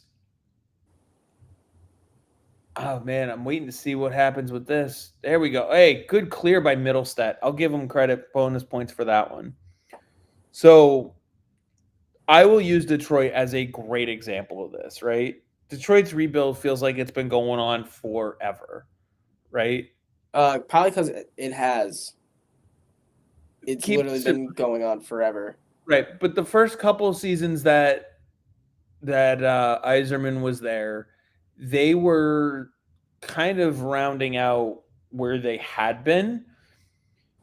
He is also the highest pick he's ever had is a fourth over. Was it fourth or was it sixth? I cannot remember. I think it was Lucas Raymond. I think that was the pick though. Or yeah, because I think Seider was the sixth and Raymond was a fourth. But they've never once finished top 3 in the lottery. So that's a strike against them. But the reason why they're so, if you look at Power play. what Montreal has done in comparison to what Detroit has done, right? Montreal traded all assets to build from the draft. Okay? Make sense? Yeah. And that's how they got Lane Hudson, Ivan Demidov. Um, they flipped some of those picks for a young kid in Nick Suzuki.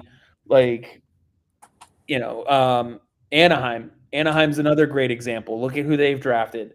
Carlson. They had Drysdale. They flipped them for Cutter Gauthier, Mintikov, Lacombe, Dostal. These are all guys they drafted, right? But you know who else they've drafted as part of it? As part of this same rebuild cycle, they also drafted McTavish and Troy Terry. Troy Terry is kind of the big one here, right? They need to trade Troy Terry so they can get more pieces that fall in the Leo Carlson, Beckett Seneke, Cutter Gauthier window, right? I like what they're doing, bringing in guys like Kreider and Killorn and Strome and Granlund and like the mid 30s guys. But when they're not competitive this season, the guy that needs to be the heart of a trade chip for them is Troy Terry. Because at 28 years old, he's got 5 years left. By the time they are remotely competitive 5 years from now, he's going to be sick of rebuild processes. He's going to go and look for that Florida, that Vegas, whatever team is in that window, that's where he's going to go look. Clarkson up 5-4 on Penn State. Looks like there is a penalty coming up, and again, Nick Foligno not too happy. I wonder if it's a face-off violation or something like that. Looks like it's against Foligno. So, because he played it with his hand, shovels it back. Oh, no, he didn't. From this angle, it looks like he didn't play it with his hand. They called it, but I don't think he did.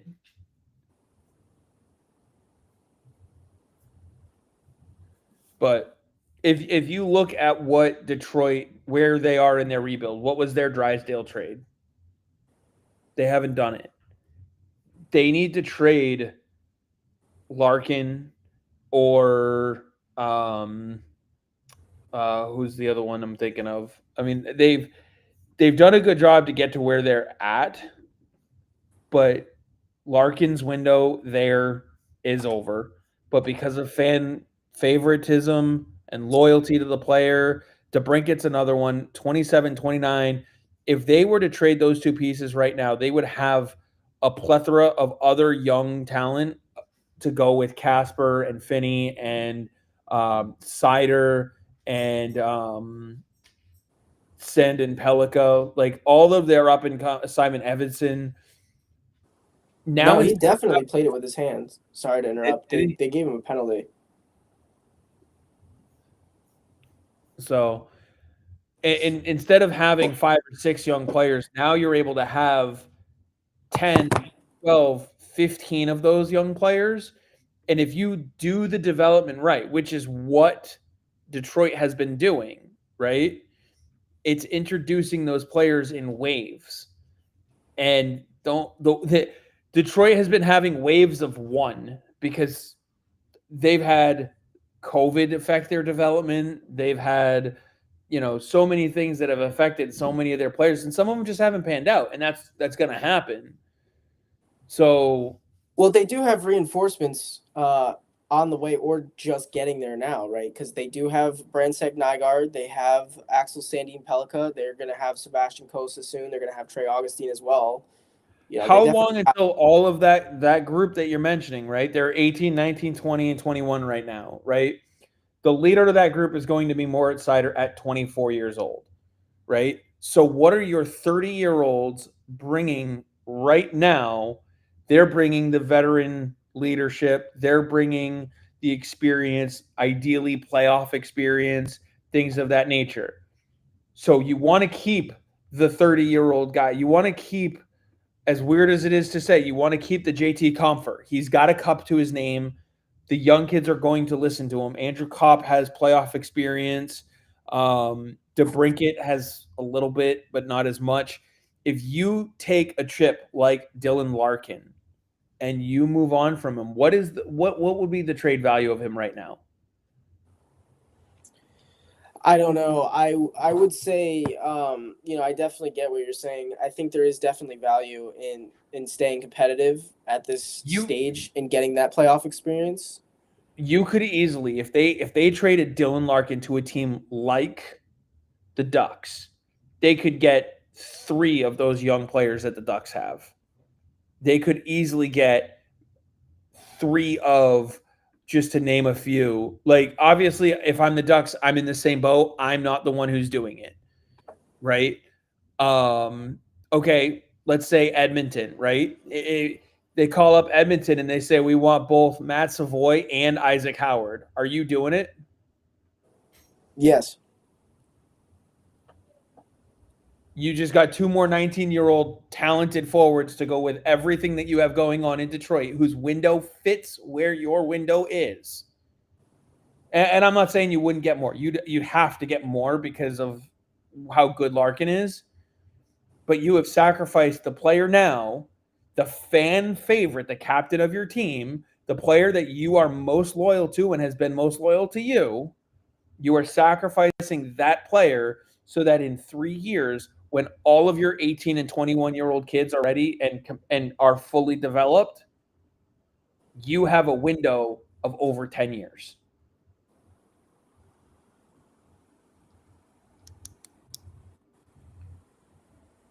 And I'm picking on Larkin, I know,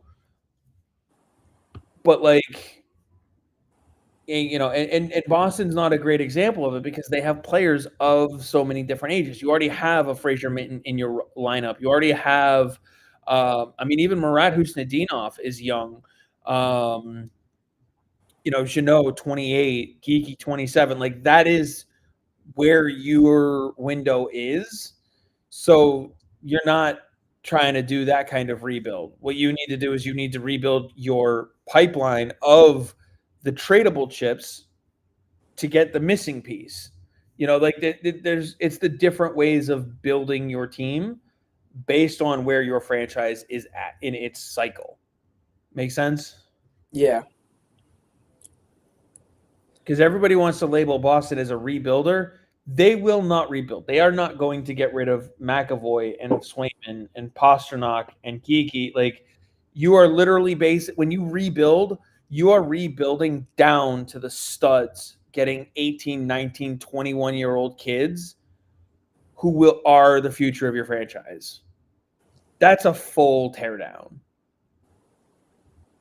That's why Chicago is taking so long. I mean, Buffalo is trying to get out of that phase.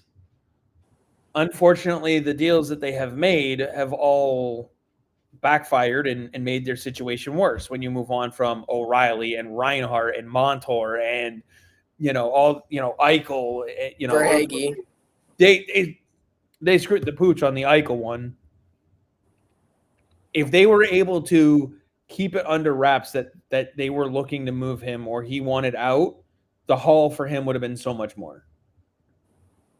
And of course, then they make the moves like Taylor Hall, giving him no movement protection and stuff like that to limit what you're able to get from other teams. They've shot their own foot, don't get me wrong. But you look at them every year on paper and you go, why? Why is it so bad? Why isn't it getting any better?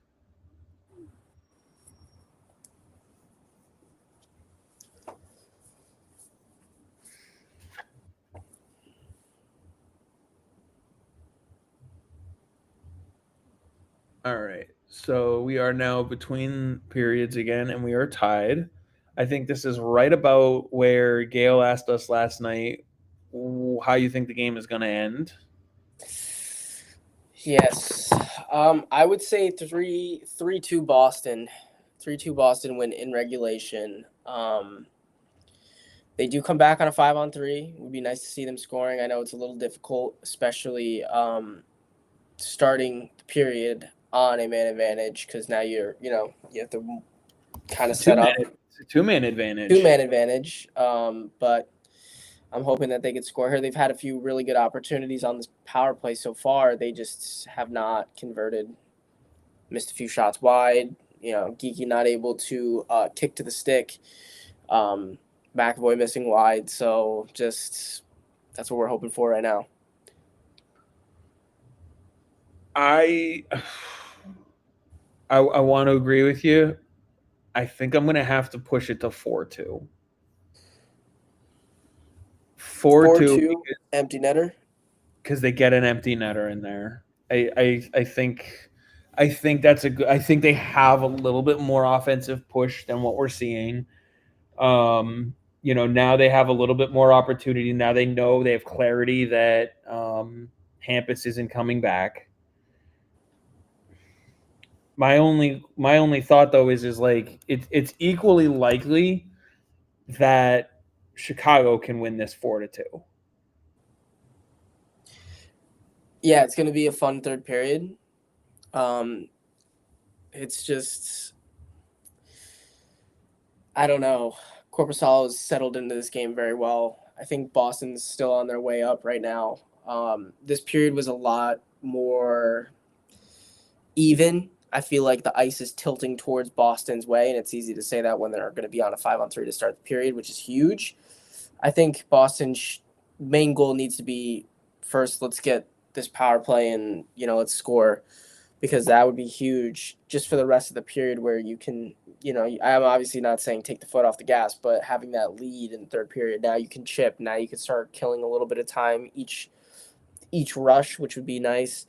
And this would just be a good game to win, especially with Hampus Lindholm being out. Just the fact that you could still go without Hampus and win the game, even against, there's no free wins in the NHL. So, this would be a huge confidence booster, especially starting the season 2-0, where fans were like McKenna watch. So that would be huge for the morale, I would think. Speaking of McKenna watch, Clarkson is up 5-4. Yeah, so with like a minute left, so this is gonna be fun. Clarkson. Well, you can't blame JJ Wybush. Guy has all the goals for Penn State. 4-goal game. Boy. We have someone who has joined us and has graced us with her presence. Welcome, Gail. Hey guys. How are you? I'm worried about Hampus. I was just gonna say, are you panicked over Hampus? I'm not panicked.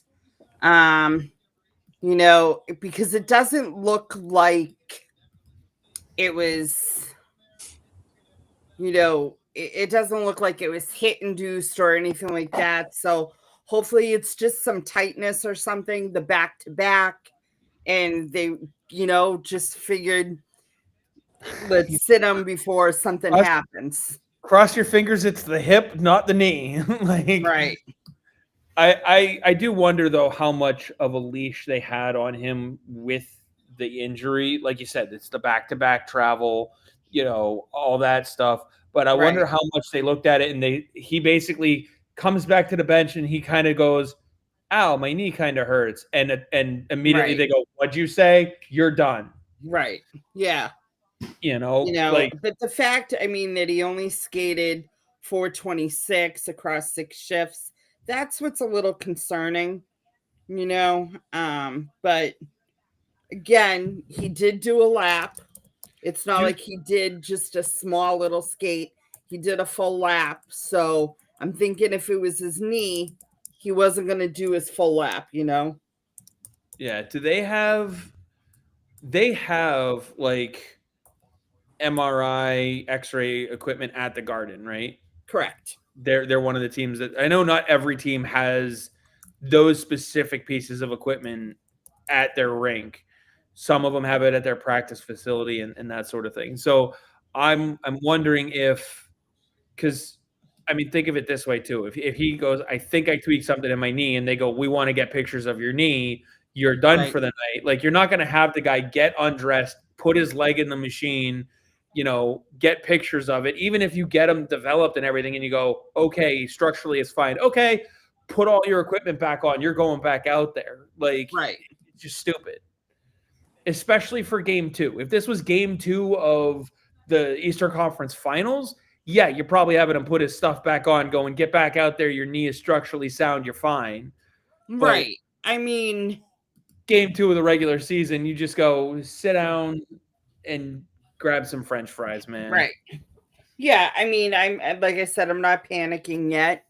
I'm sure they're not going to have an update unless it is something as, he felt tightness in a groin or, in the second game of the season with someone coming back after missing 65 games last year. Why do you risk it? Could it be tendonitis in the knee? Like, yeah, Pasternak played through it, Pasternak played through it. So I think at this point you just have to wait until, but again, no contact. So that's a good thing. Gibson getting it rough in his first game for Detroit. Detroit down 5-0 to Montreal, or 5-1 to Montreal.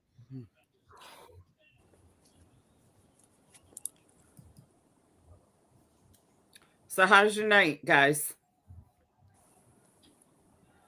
Tepid because of the Hampus injury. I think that would be the right way. Yeah, but how are you feeling about this game overall? I'm thinking they can still escape with a nice little 4-2 win here.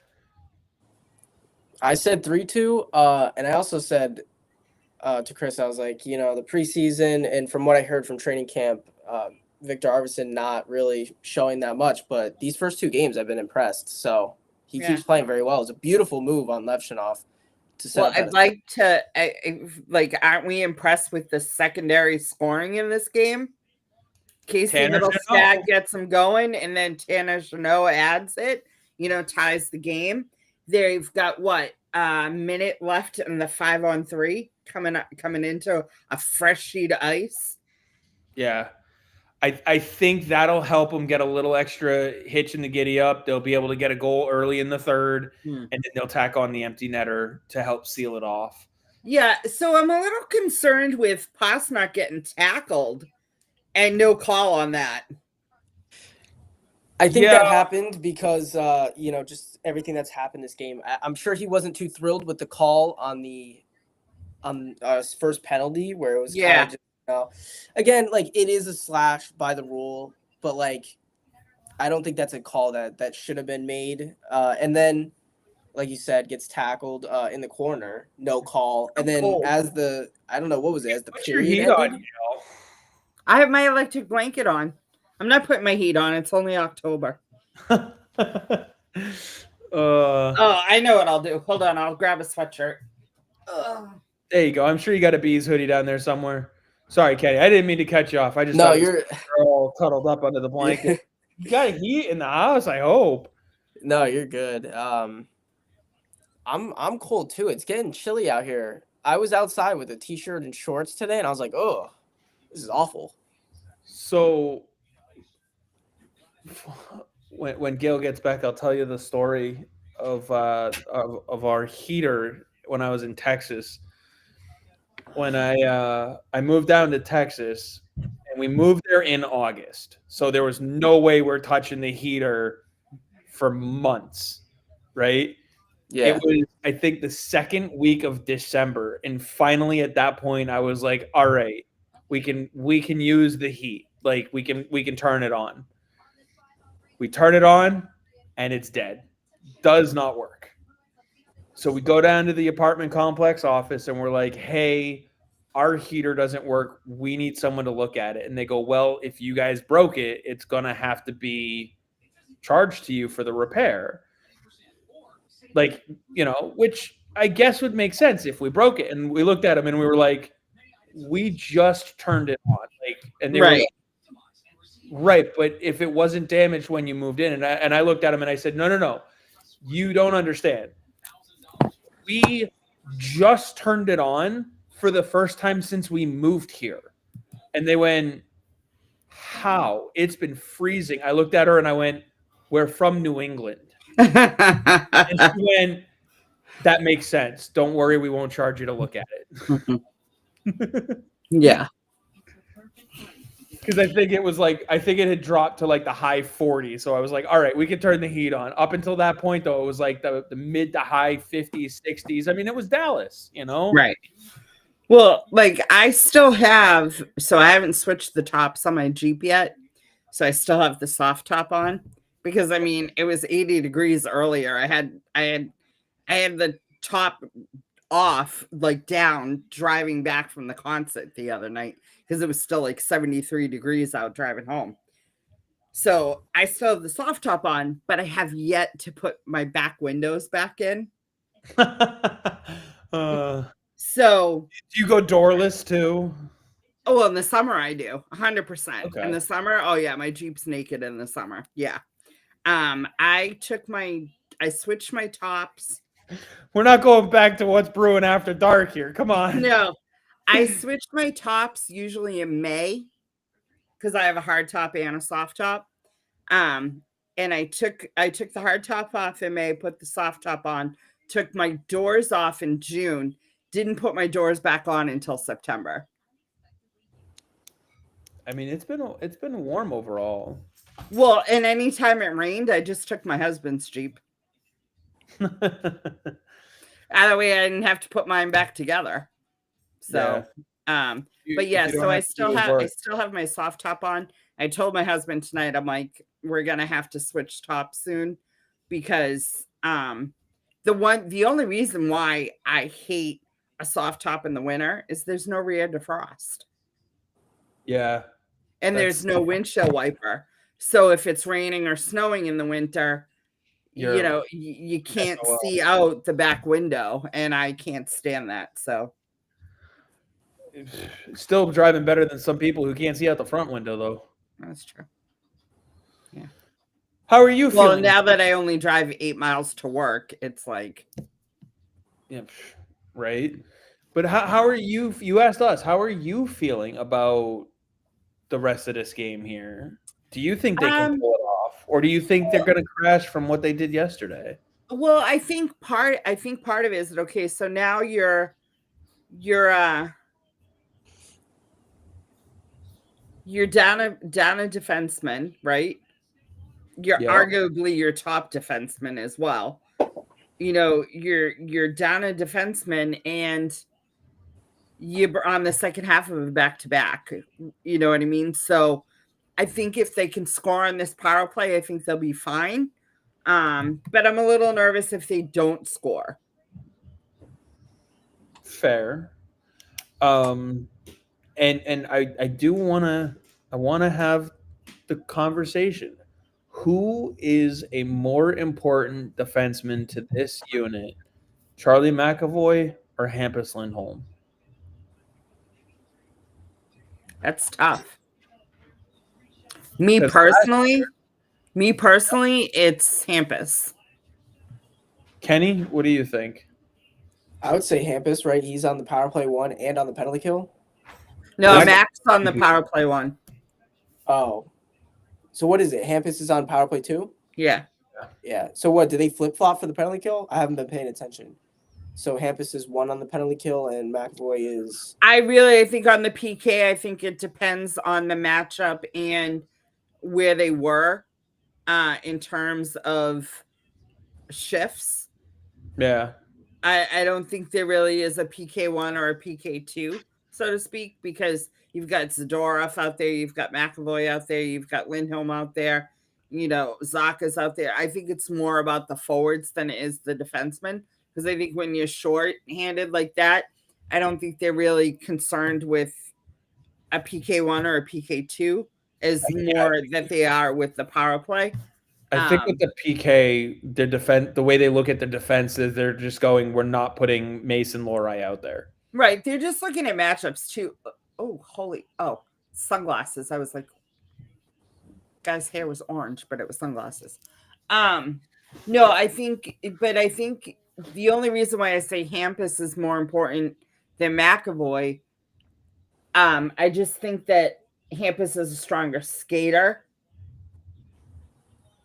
His communication with the younger player, like a Mason Lohrei. Am I delayed again? Probably. I'm 15 seconds into the period. Yeah, because Elias is just about to score. He just scored. Oh yeah. Of course, the Bruins spoiled me as well. Yeah. When you're that delayed, you get the Twitter notification. I mean, Zaka across the crease over to Elias. Elias did a good job finding that in the feet of who is that? Was that Grizzly? Murphy. Murphy. Okay. Grizzly had a good first game for Chicago, and Oh, this had game a is good not second. good. He's getting bullied around in this game. It happened twice already. I don't know if that was. Well, maybe he's doing it on purpose because he's in his hometown. Yeah, Oh, maybe Just kidding. happy. I was gonna say we can't have players throwing games now. First they're taking Well, you know what? He's probably just talking to his dad. Daddy's distracting him. Okay. So that's huge there. Scoring on the 5-on-3, because how many times did they not score on a 5-on-3 last year? Way too many. Oh. Oh. Oh. Wow. By the way, where's Kevin?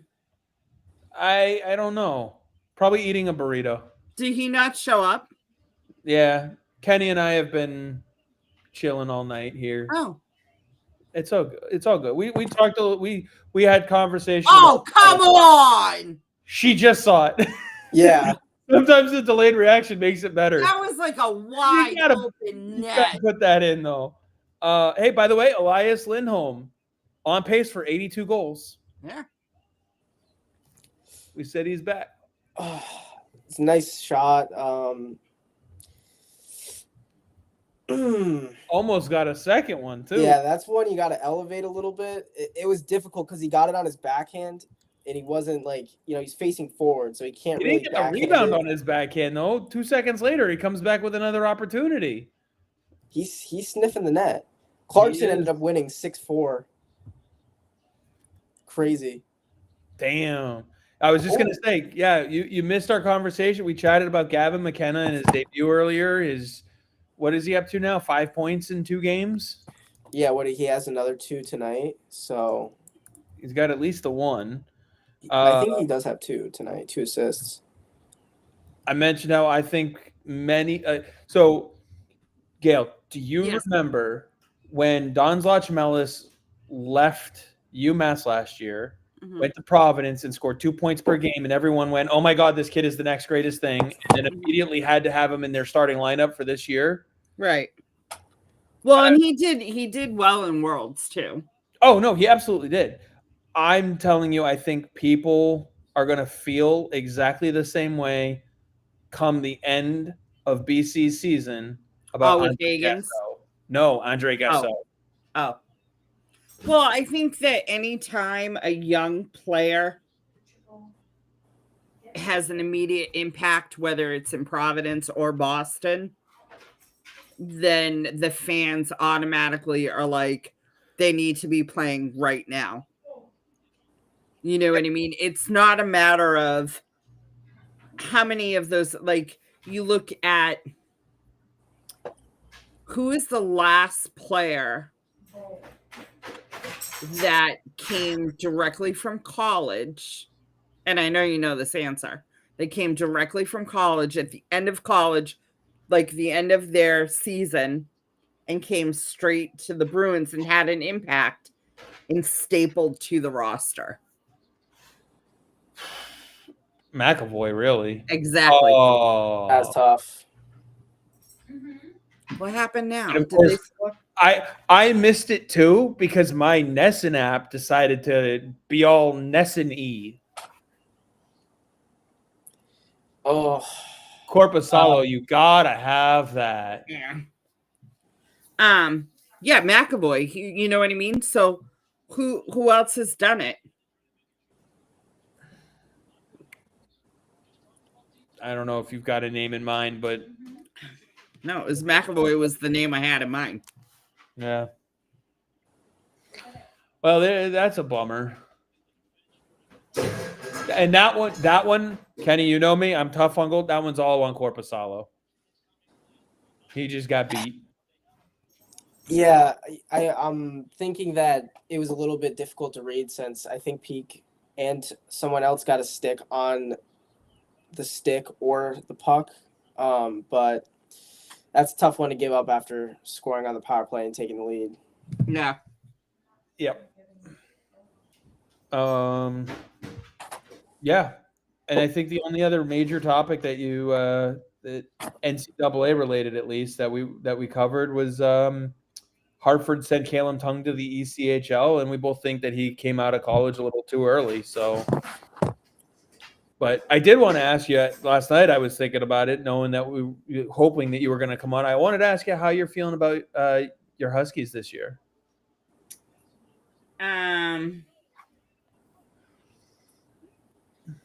I don't know yet.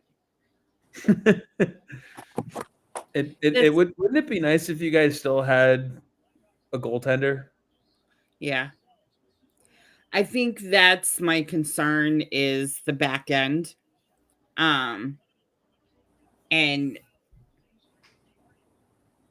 I'm waiting to see a little bit more. But over the past few years, they've done so much in terms of hockey, but they still aren't going to be the powerhouse that BCBU, you know what I mean? So it's kind of, yeah. So, but on opening night, or entering this NHL season, the Huskies have 11 players on NHL rosters. So yeah, they're doing something right in Northeastern. Northeastern. You said Calum Tung, and then she started talking about the Huskies. I thought she was talking about UConn. No. I mentioned Caleb Tung, and then I transitioned over. I think you missed He said how are you feeling about your Huskies? Yeah. I'm a NU alum. Wow. How'd you like Northeastern? I'm planning on applying. Oh, I loved it. 100% I loved it. Yeah. Yeah. Yeah, I definitely want to transfer there. I have I'm at community college right now, so they do transfer day decisions too. Perfect. Through your community college, they do transfer day decisions. Where you set up your appointment, you go down there, and they'll let you know right then and there if you got in. That's awesome. Yeah. That's extremely helpful. Yeah. Yeah. My stepson, whatever you want to call him, he's at Wentworth right now, his freshman year, right next door. And so he it was funny last year, he said something. So I took him to Wentworth to do the tour, and then we went over to the Northeastern campus a little bit, and I was showing him around campus. And then every time he would go back to Boston to do something at Wentworth, he would go over to Northeastern, and he fell in love with the Husky jerseys. So I ended up buying him a Husky jersey, and one of his friends is going to Northeastern.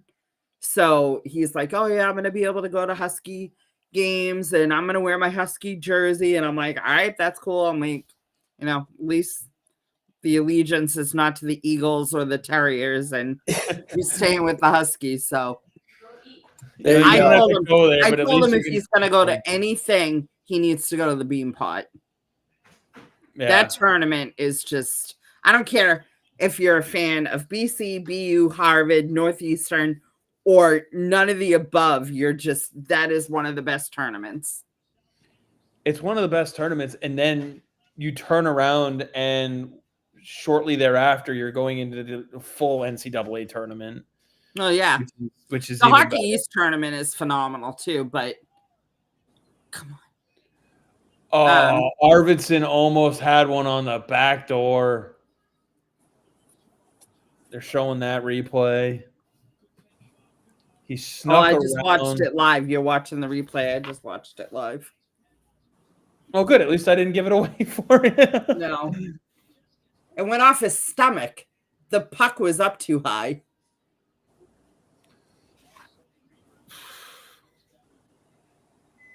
But with Hampus out, you do have Mason Lohrei on this power play unit. Yeah, I mean, who else are you going to put up there? You're not going to put Peak. You're not going to put Zadorov. So Yokiharu's not going to. So at least Laura, I saw power play time last year. I mean, is there any chance that you put a forward at quarterback and then you could have, if you still want a D out there, you could put Zadorov right in front of the net? I mean, they've done that in the past with Chara. Yeah. I mean, but they haven't done that in a long time. And Do you I'm trust not Zadorov sure in that role? Yeah, I'm not sure. I mean, unless they practice it. You know Well, what I mean? actually, Like they have to spend some time practicing it. It was in the game against Philly, or I don't know if it was Philly. In the preseason, there was definitely a power play where Lori was stationed out in front of the net, if I remember correctly. Yeah, but he also is a more skilled defenseman than Zadorov when it comes to offense like that. Yeah. Yeah. Keep in mind, he used to be a forward. Yeah. That's where the experience of being a forward is like, okay, we'll see what the kid can do. And crap, Tuukka Rask used to be a forward.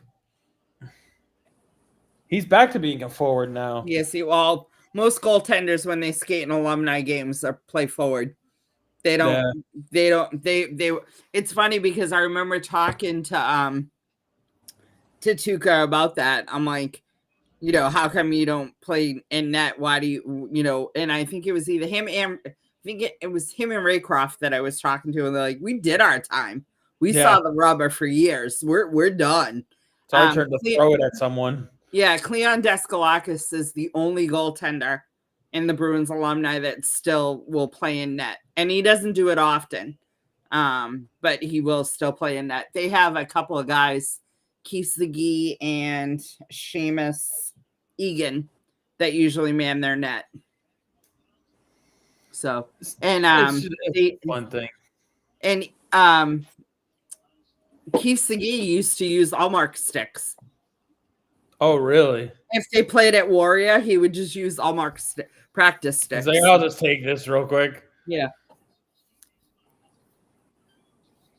Yeah, I'm actually I've been looking at that schedule. I'm trying to plan out when because I have a really good relationship with Frank Simonetti, the president. So anytime I want to go to their games, like I can, so I've been looking at their schedule. They don't even start till November. But they start like in Lewiston, Maine, and then they're down really south. So we'll see. I definitely go to like a Warrior game. Yeah. Like they're the Warrior for Life fun game. That's the one last year that they had. Frank got the 2011 team back together.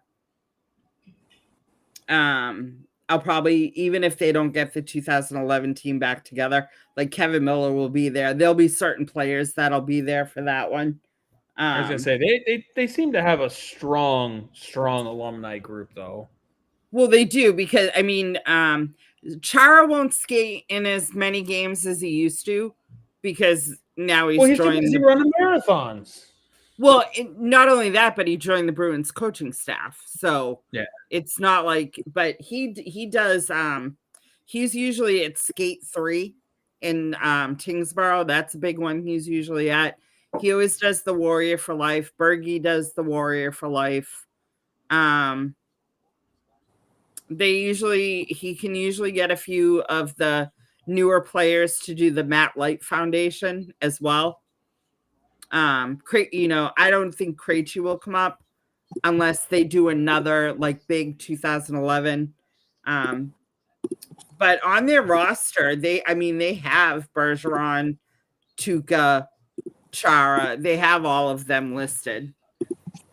So Andrew Ference is listed because they'll skate in like Andrew Ference will probably do a couple of games because he's with the NHL Foundation. So he'll come up and do a couple of games. Makes sense. Yeah, Kevin Miller only does one game. He only does the Warrior for Life because he's out in Montana. I was gonna say he's way out Yeah. west though, so like Yeah. he has to fly Yeah. in. And No, he's out in Montana, and he does the Warrior for Life because that one is like really special to him. Yeah. And he's on their board and everything. So yeah.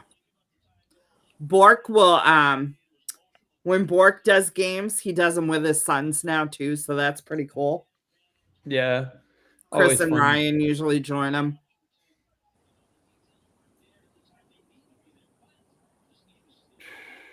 But there's gonna come to a point like Nifty doesn't skate anymore, Terry O'Reilly doesn't skate anymore.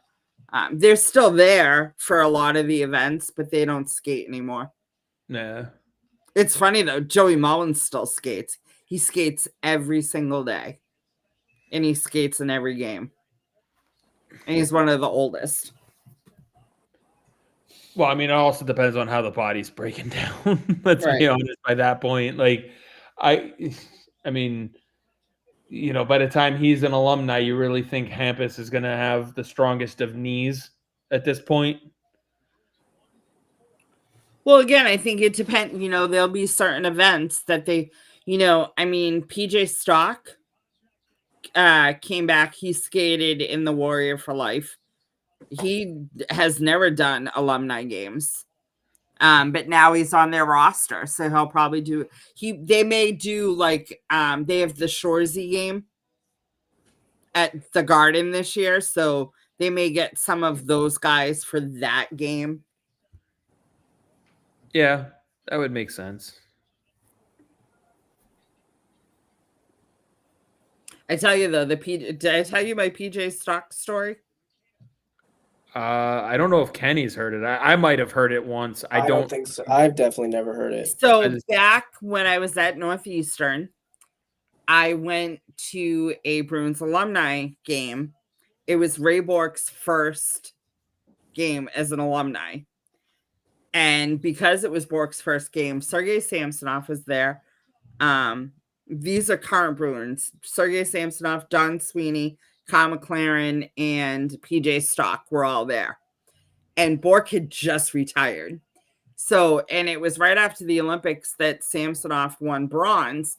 And he got into it like his first fight. He had a fat lip and everything. So I have a picture of me, Sergei Samsonov, PJ Stock, Kyle McLaren, and Don Sweeney. It's me with them. And PJ yells out, "That's a keeper," just like that. So when I saw him at the alumni game this past year, I showed him that picture. He's like, "We got to recreate it." He took my phone from me and took a selfie of me and him. It was awesome. That is crazy. Yeah. Oh, that's a weak penalty. Sorry, I don't mean to cut you off here. That is a weak penalty on McAvoy there. Yeah, you can tell he's not happy. He is pissed.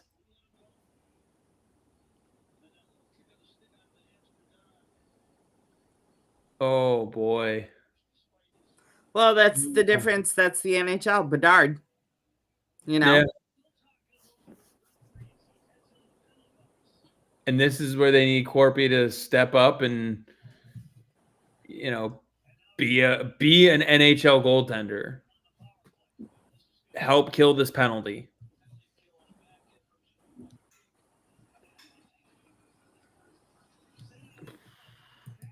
And of course, now you're basically down to 3 penalty killing defensemen right now, too. Yeah. Well, yeah, because you've got Charlie in the box and Hampus is done. So. Yep. And I mean, how much do you really trust Yoki Haru on the PK? Well, I mean, at this point, you got to just trust your defenseman. You can't really pick and choose. You have no choice.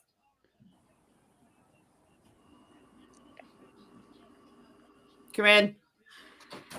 Corpusalo. My daughter's going to bed. Give me a minute. Alrighty. Sure. Give her a minute to say goodnight to her daughter there. But did you see?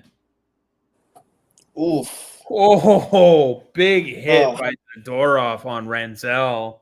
Oh, you see, it sucks because it was in the back, in the head, but Rinzel literally, that is one where like Zadorov already committed to the hit.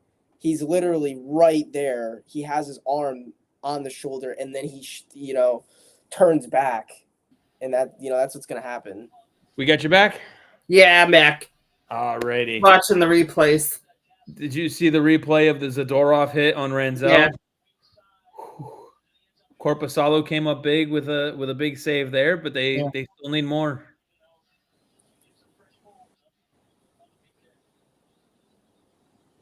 The Blackhawks are definitely one of the teams, though, that are going to hate coming to Boston this year, and I think this is their only trip here. Because the next time we play them in Chicago, right? If I'm not mistaken. I'd have to look at the schedule. I don't know it off the top of my head.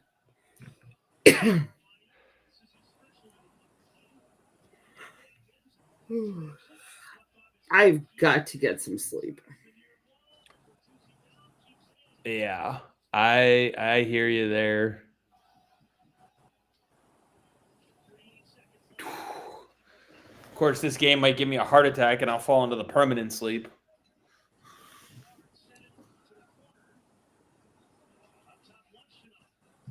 If I'm reading this correctly, they don't play Chicago again until January.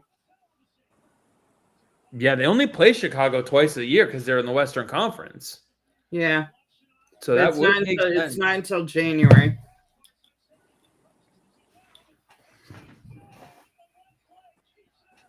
Oh.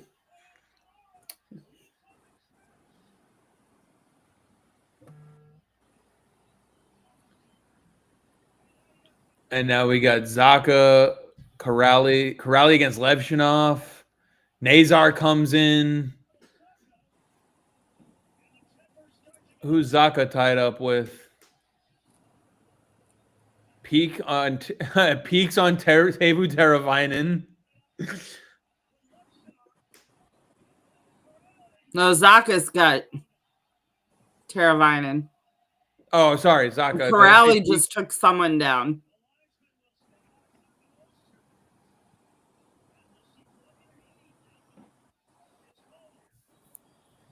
Did you see the change your lettuce, change your life? His switched from Brandon Carlo to Sean Corrali. No. Oh, you missed that commercial? The hair club, the hair plug commercial. Oh god. Change your lettuce, change your life. It went from Brandon Carlo. It's now Sean Corrali. I don't usually do too much in watching the commercials. I usually figure out something else. Well, it was mid-game. Well, I was going to say, you also got to remember 9 times out of 10, I'm watching 2 or 3 games. It was Surratt that said it.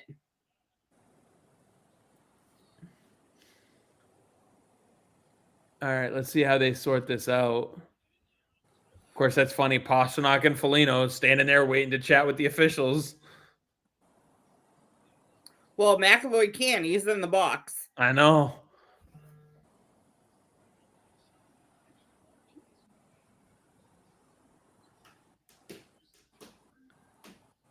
Uncle Nick. That's hilarious. Watching Zadorov skate with the way his mouth guard is out, it makes it look like the thing from his nose is going through his lip. And so he's got like a massive piercing. All right, so we got Zadorov now in the box. Oh, that look from Sturm. That is funny. He's sitting there going, oh shit, what do I do with my D now?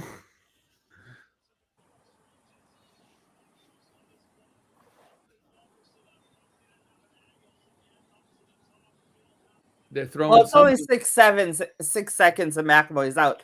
Zadorov looks like he has something in his nose. I'm not sure he didn't get cut. No, he does. But the way that is in his nose and the way the mouth guard is out of his mouth, it looks like it's all one big like piercing. Okay. Oh, it looks like they got 2 players going to the Chicago box. Corrali's going to the box too. They're doing. They're even at 2-2. Yeah, they just called 5-on-5, and then he went, "Oh wait." Yeah. It's still 5-on-4 for 6 seconds. So you got McAvoy in the box, Zadorov. Who was the other one they sent off? Was it Corrali? Yeah. And then you got 2 Blackhawks in the box. So who's on the ice for you now for this shift? It's got to be For 6 Lindholm. seconds, I don't care. Well, I mean, then after that, you want to have some. So you got Lindholm, Pasternak. It looks like, or Lindholm, Peak, Pasternak. Now you got McAvoy out of the box. I will say that's one of the things that TNT and ESPN do well. They have the current players on the ice ticker at the bottom. Yeah, they do it. They do it well, but when we needed it last night, it was just the Capitals players that Yeah, I know. were on the ticker. So can't give full credit on that. Yeah, it's a partial grade. All right, so now they have 3D out there. They got to get someone off the ice and get a forward out there.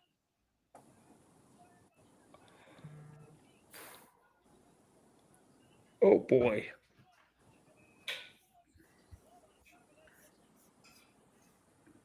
Yeah, because they still have Peak, Yoki-Haru, and McAvoy out there with Lindholm and Pasternak. So now they'll get situated.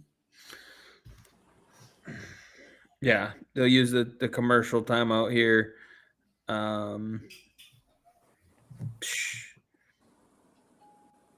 But then you still have those 2. Oh, Beckett Seneke's taking his rookie lap right now.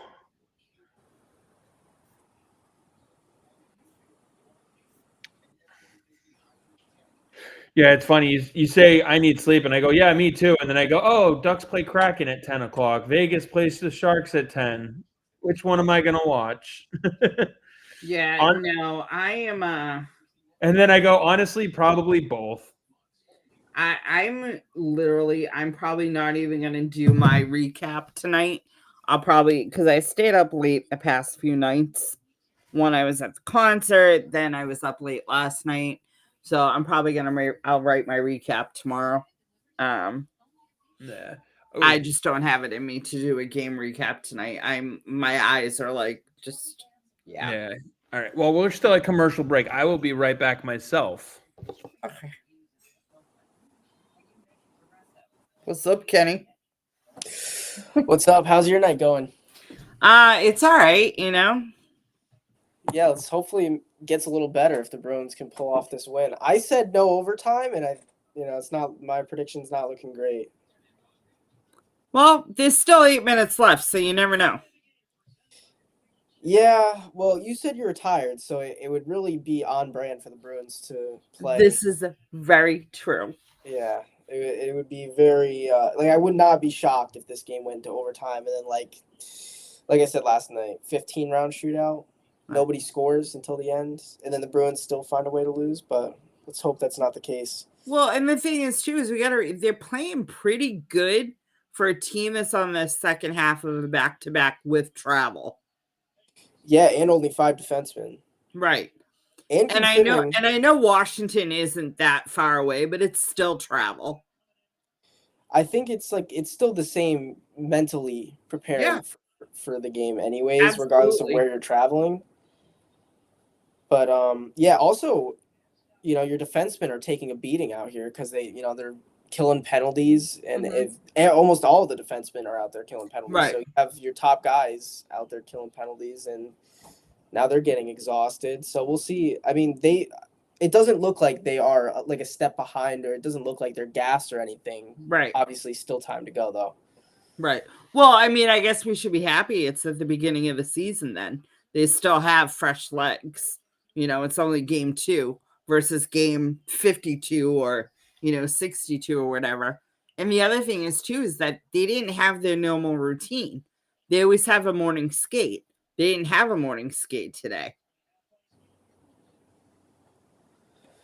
I wonder if that helps or hurts a team, especially even if it is kind of the routine, maybe not having that skate and changing it up a little bit might be beneficial, just so you're not exhausted. Maybe you don't have to get up as early. You can Right. kind of relax. Well, I don't know, did they travel last night or did they come back this morning?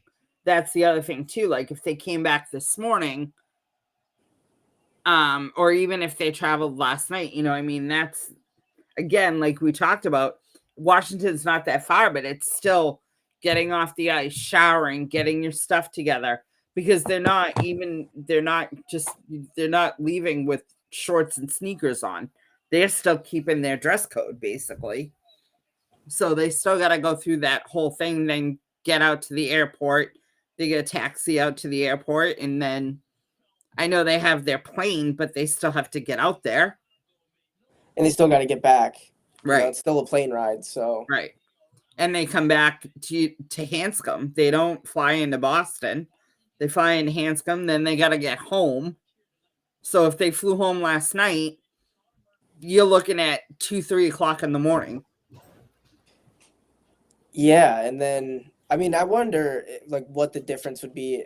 I wonder what players would prefer. If it is maybe you get home that night and then you get to sleep in your own bed, or you wait till the next morning. You might get a good amount of rest. You can come and kind of relax a little bit once the game is over. But then the next morning you have to fly and play a game in the same day. Right.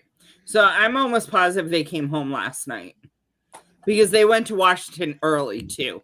They went the day before versus day of.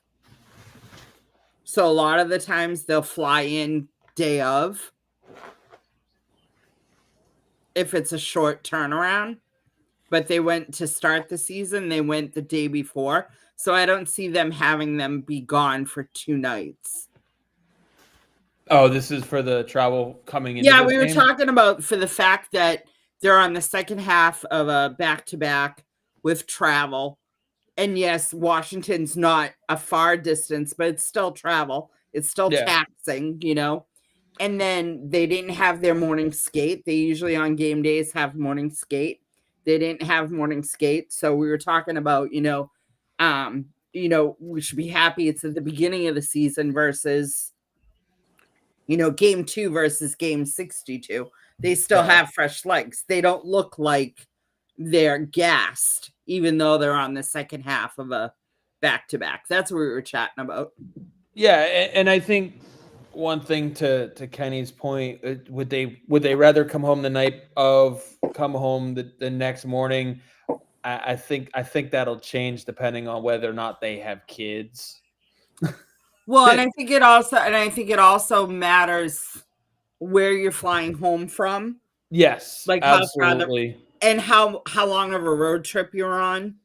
If there's a time change. Yeah, like if you're on a 5-game road trip to end the road trip, you're on a back-to-back, then you want to get home. You know what I mean?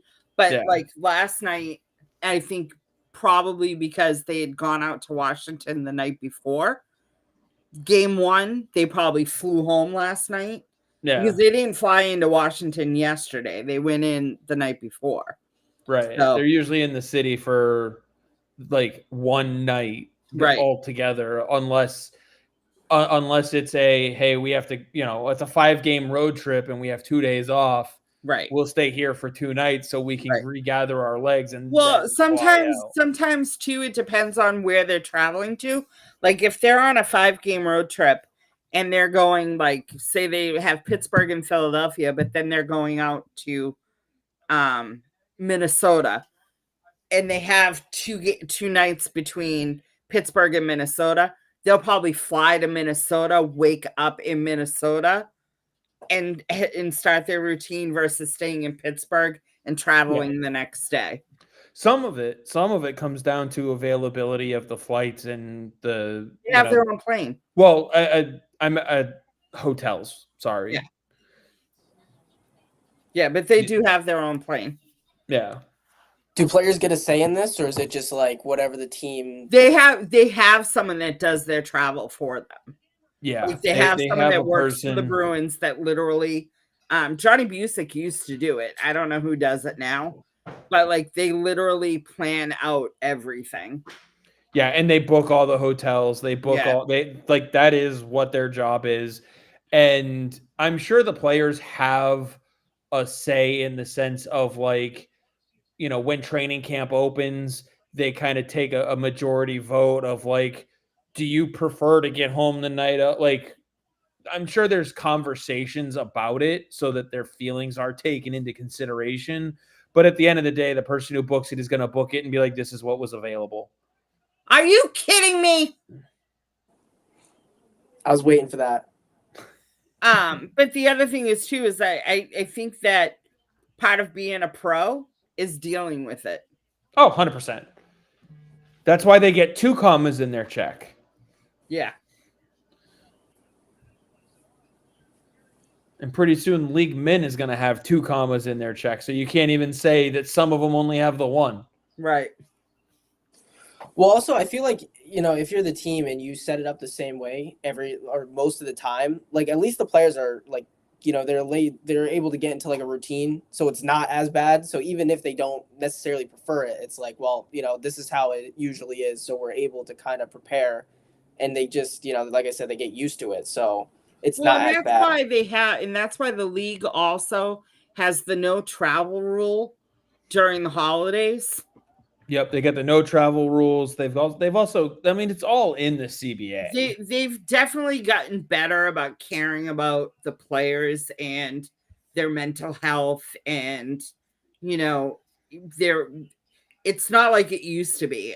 I mean, 9 times out of 10, majority of the franchises have their own transportation too. They're not flying public, they have their own planes. Yeah.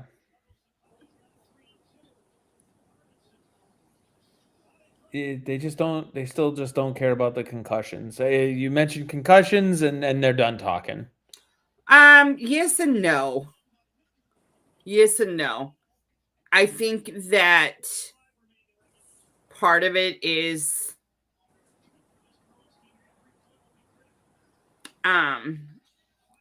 the problem with that is it's not necessarily apples to apples, it's history. And I don't think if it's a headshot, it's a headshot, it's a headshot.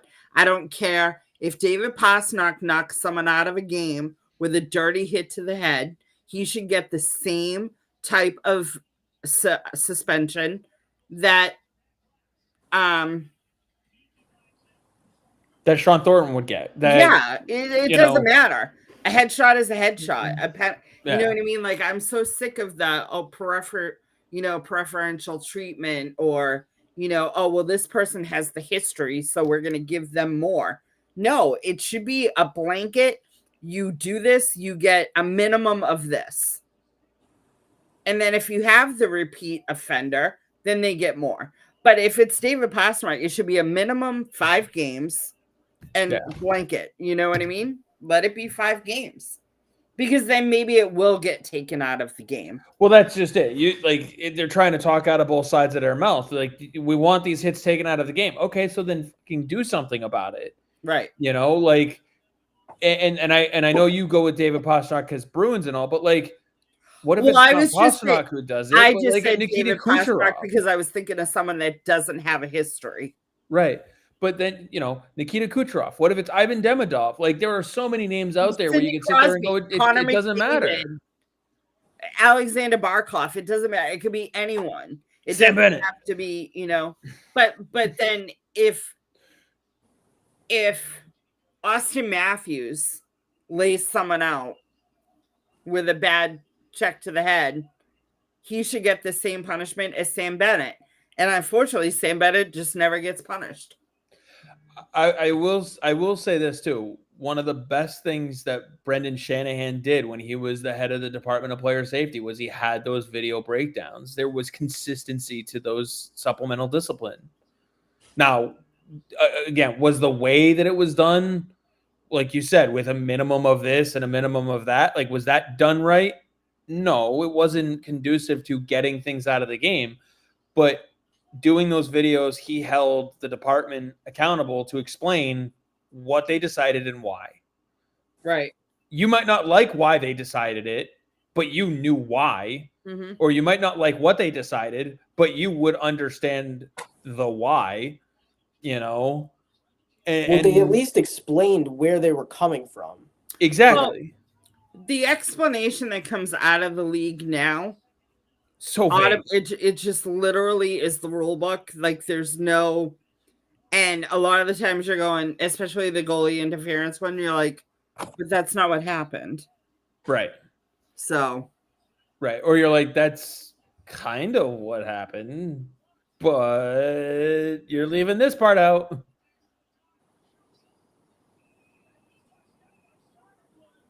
Oh, man. Great puck movement. Yeah. No, I mean, that's the other thing that you got to look at the specialty teams. The puck movement on the power play so far, I know, again, it's only 2 games. It's a small sample size. But they're all moving. Even Pasternak isn't completely stationary in the circle. They look more confident on the power play. Yeah. Like, how many times when they would have the puck on the power play and they're passing it around, obviously we all hear them in the garden, shoot, like, but they're sitting there going, I'm passing it because I don't know where my shot is. Well, the other thing is too, is last year it was predictable. So they were clogging the lanes. There was nowhere to shoot the puck.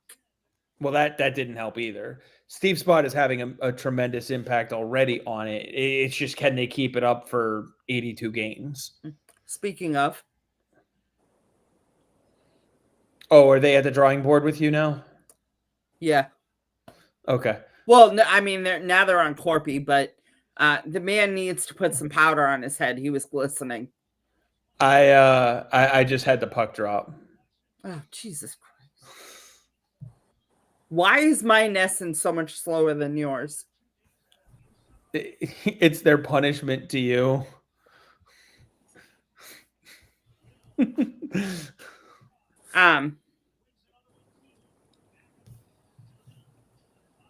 Do you know? Probably not. There's a lot I don't know. No. Hold please.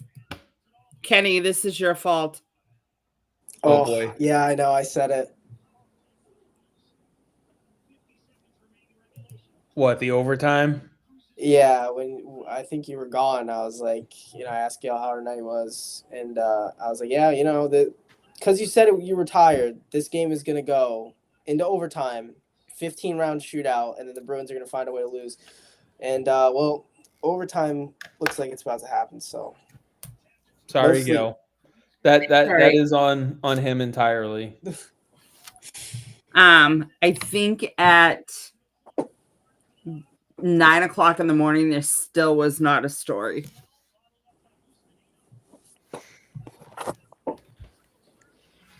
Which is even funnier because of who owns them. Correct. Like, come on. Has there been anything since? Or, actually, I'll just go check. Yeah, 2 stories. Oh, 2. Okay. 2.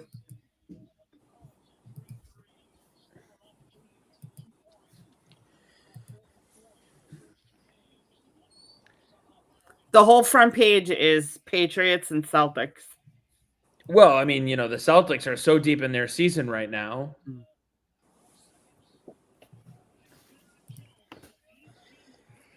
Wow. So Clarkson lost to Canisius last week and then beats Penn State. That's great. And then UNH beats Michigan State. And then BC and Minnesota are tied 1-1. And Beckett Hendrickson has an assist. So wild night in college hockey. Bruins prospect Beckett Hendrickson. I have to say, I really did like Dalton Bancroft's preseason.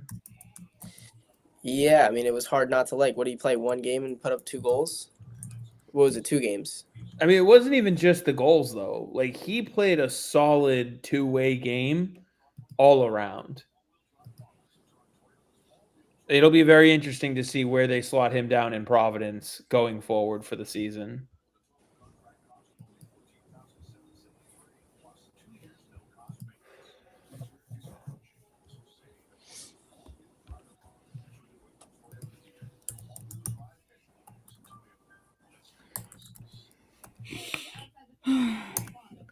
Does this overtime result mean more if they win or if they lose? Win.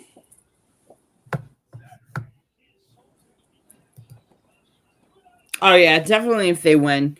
I think that again, they took the lead, they tied, took the lead, tied, you know what I mean? Like I think that it's just showing that bounce back that come from you know what I mean? I just think that it shows the gritty resilience that they had in years past and didn't have last year. Would you say it shows the piss and vinegar that they're looking for? No, because I don't think that the piss and vinegar was more. I mean, yes and no. The physicality in this game is showing the piss and vinegar. Oh, absolutely. The scrums, the protecting the goaltender, the standing up for your teammates. Sorry, they've got Foligno and Vlasic out for their 3-on-3. Foligno steps off right after the faceoff. Oh, okay. So then it must be Bedard now. Well, I wanted to say, like, hold on. I want to go like a step deeper, right? You see, it's the second half, of a back-to-back. You're playing a very physical game. You're protecting the goalie. You lost Lindholm. If you still find a way to win, that's a huge confidence boost, especially absolutely. with the way this game has gone back and forth. 100%. If I should have asked this earlier. Based on what you've seen, if you're missing Hampus for 2 weeks, what a save, or more, are you calling up Freddie Brunet? I'm not sure if they don't call up Callahan just to have a little bit more experience. How did he make that save? You're about to see another good one too. Hey, remember how people wanted DiPietro to be the number 2? Oh my goodness, Korpisalo.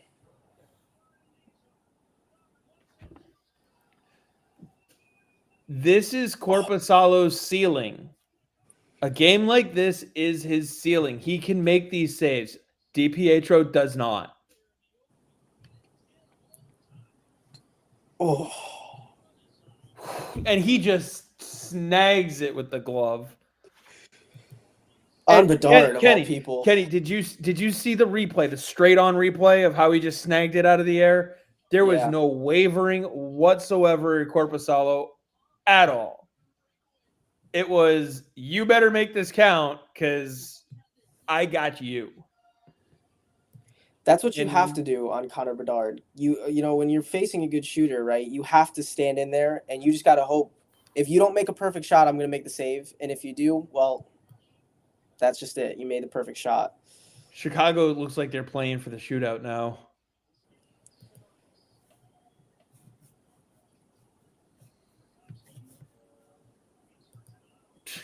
That's 3 times they've skated it away from the zone. Yeah, because who's out there? They got to let Bedard rest. They got to let – I mean, Rincel's not a bad player, but –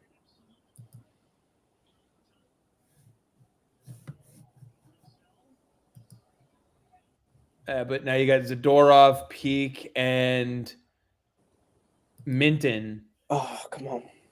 It's a 2-on-1.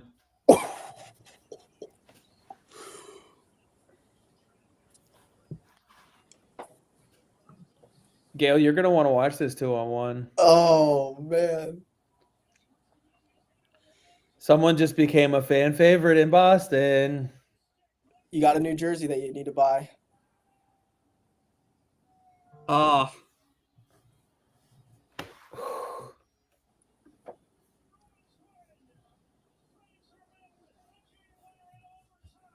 Fraser Minton.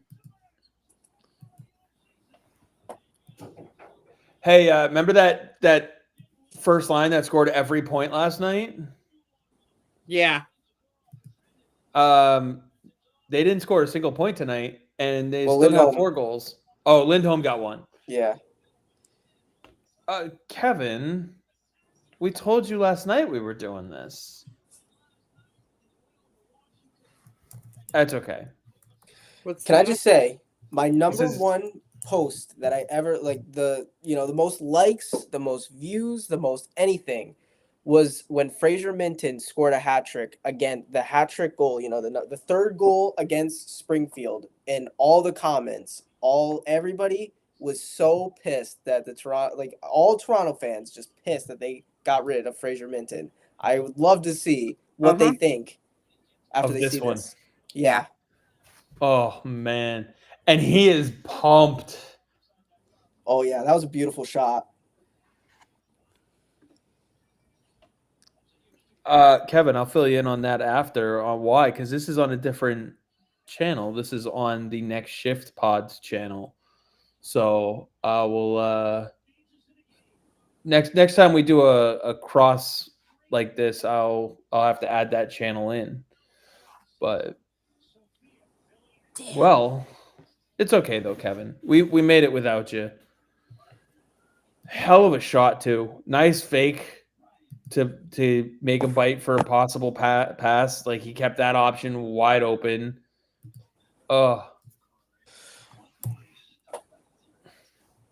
Not to take away from anything that Minton did, but I don't want anybody to forget the saves that Jonas Korpisalo made in that overtime. 100%. That is 100%. unbelievable. Nope, had nothing to do with why they won. DiPietro. Shush. I mean, I got to embrace it, right?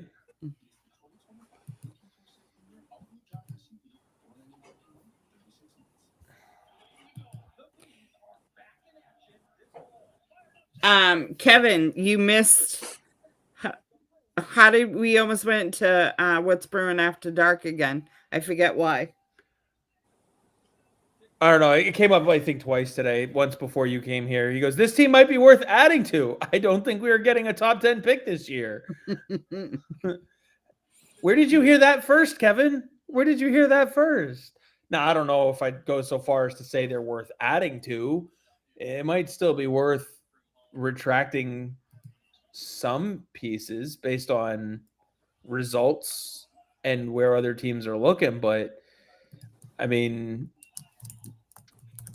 no, today was all the depth scoring that people said we don't have. Even the team said we didn't have this kind of depth scoring.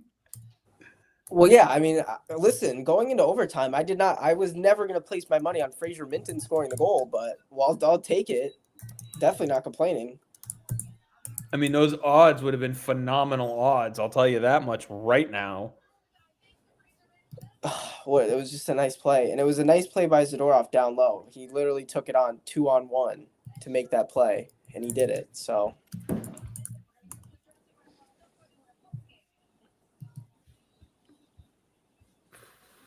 man. Yes, I know, Kevin. You said they might be. It's been 2 games. I know. I can still give you a hard time over it because that is funny.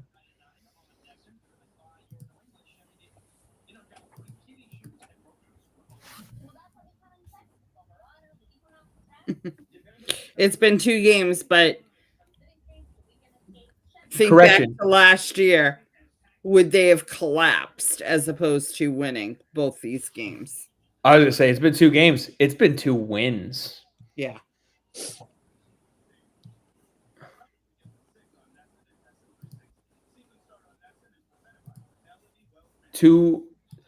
I would go so far as to say 2 high quality wins for this team. I would say, given the circumstances, especially in the second game, that is a very, very good win to have early. This shows the fans, the team, front office that they could battle adversity on the ice, off the ice, whatever it is, players getting injured. players having to play more minutes and play on the penalty kill, and they still find a way to win, even though like you said, the first line only got 1 goal, and they still find a way to do it. That waiting list scale just jumped to 12,500. Yes. Not quite 13,000, but 12,500 after that game. Oh, man. Kevin says, I expected a loss tonight on the back-to-back, but to get that win, regardless of who it's against, was impressive this early in the season. I think the biggest takeaways from these first 2 games, too, are the things that have looked the worst about this team are things that can get coached out. Yeah. You know, like we've seen some boneheaded giveaways. 1,000%. It's a brand new system. It's a brand new system. For Zadorov, it's his, 6th system in 5 years? So, like, there are going to be mistakes, you know? And I know, was it yesterday or was it last week, Gail? Dom was asking and talking about the practice time that they're going to have or not have later in the year because of the condensed schedule, right? Yeah. Like, I do think having practice time will be crucial. So we are going to have to see how they utilize their days off early in the season, because this team does need practice. Clearly, we've seen the giveaways. Kevin says guys like RV and Jeannot were a big part of the win tonight. That's a huge win for Sweeney. And some of us who said that the pickups weren't that bad. Right. You know, especially well, because they weren't sexy. There were no players out there that had the sexy It doesn't it doesn't matter. They weren't sexy. Like, think about it. You have, the you players. Can't add what's not out there. You Right. can't. You're not telling me something I don't know. I'm just saying it's unfortunate that how spoiled New England fans, not even just Bruins fans, but New England fans. It's all New England fans, yes. Even sorry, Kenny, even the ones who aren't fans of New England teams who are in New England, because they've seen and been so close to the success of the New England franchises. Now, they vocalize it different, and they have their own issues with the teams they are fans of, but because they are surrounded by those other teams so frequently, it crosses over begrudgingly so in so many ways. I'm a Jets fan, dude. The fact that we're 2-0 right now, I'm thrilled. I promise you, I do not take anything for granted, because I sit down on Sunday and I watch the Jets lose another game after saying that, no, this is it. This is good. We're there, and they're not even remotely close ever my whole life.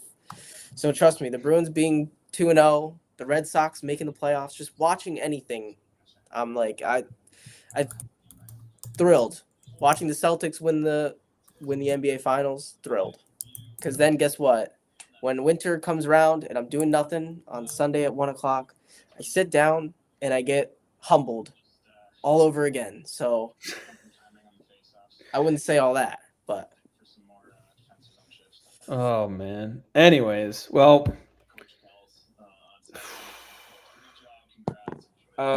we got another game on Saturday. Yeah, they got the Sabres.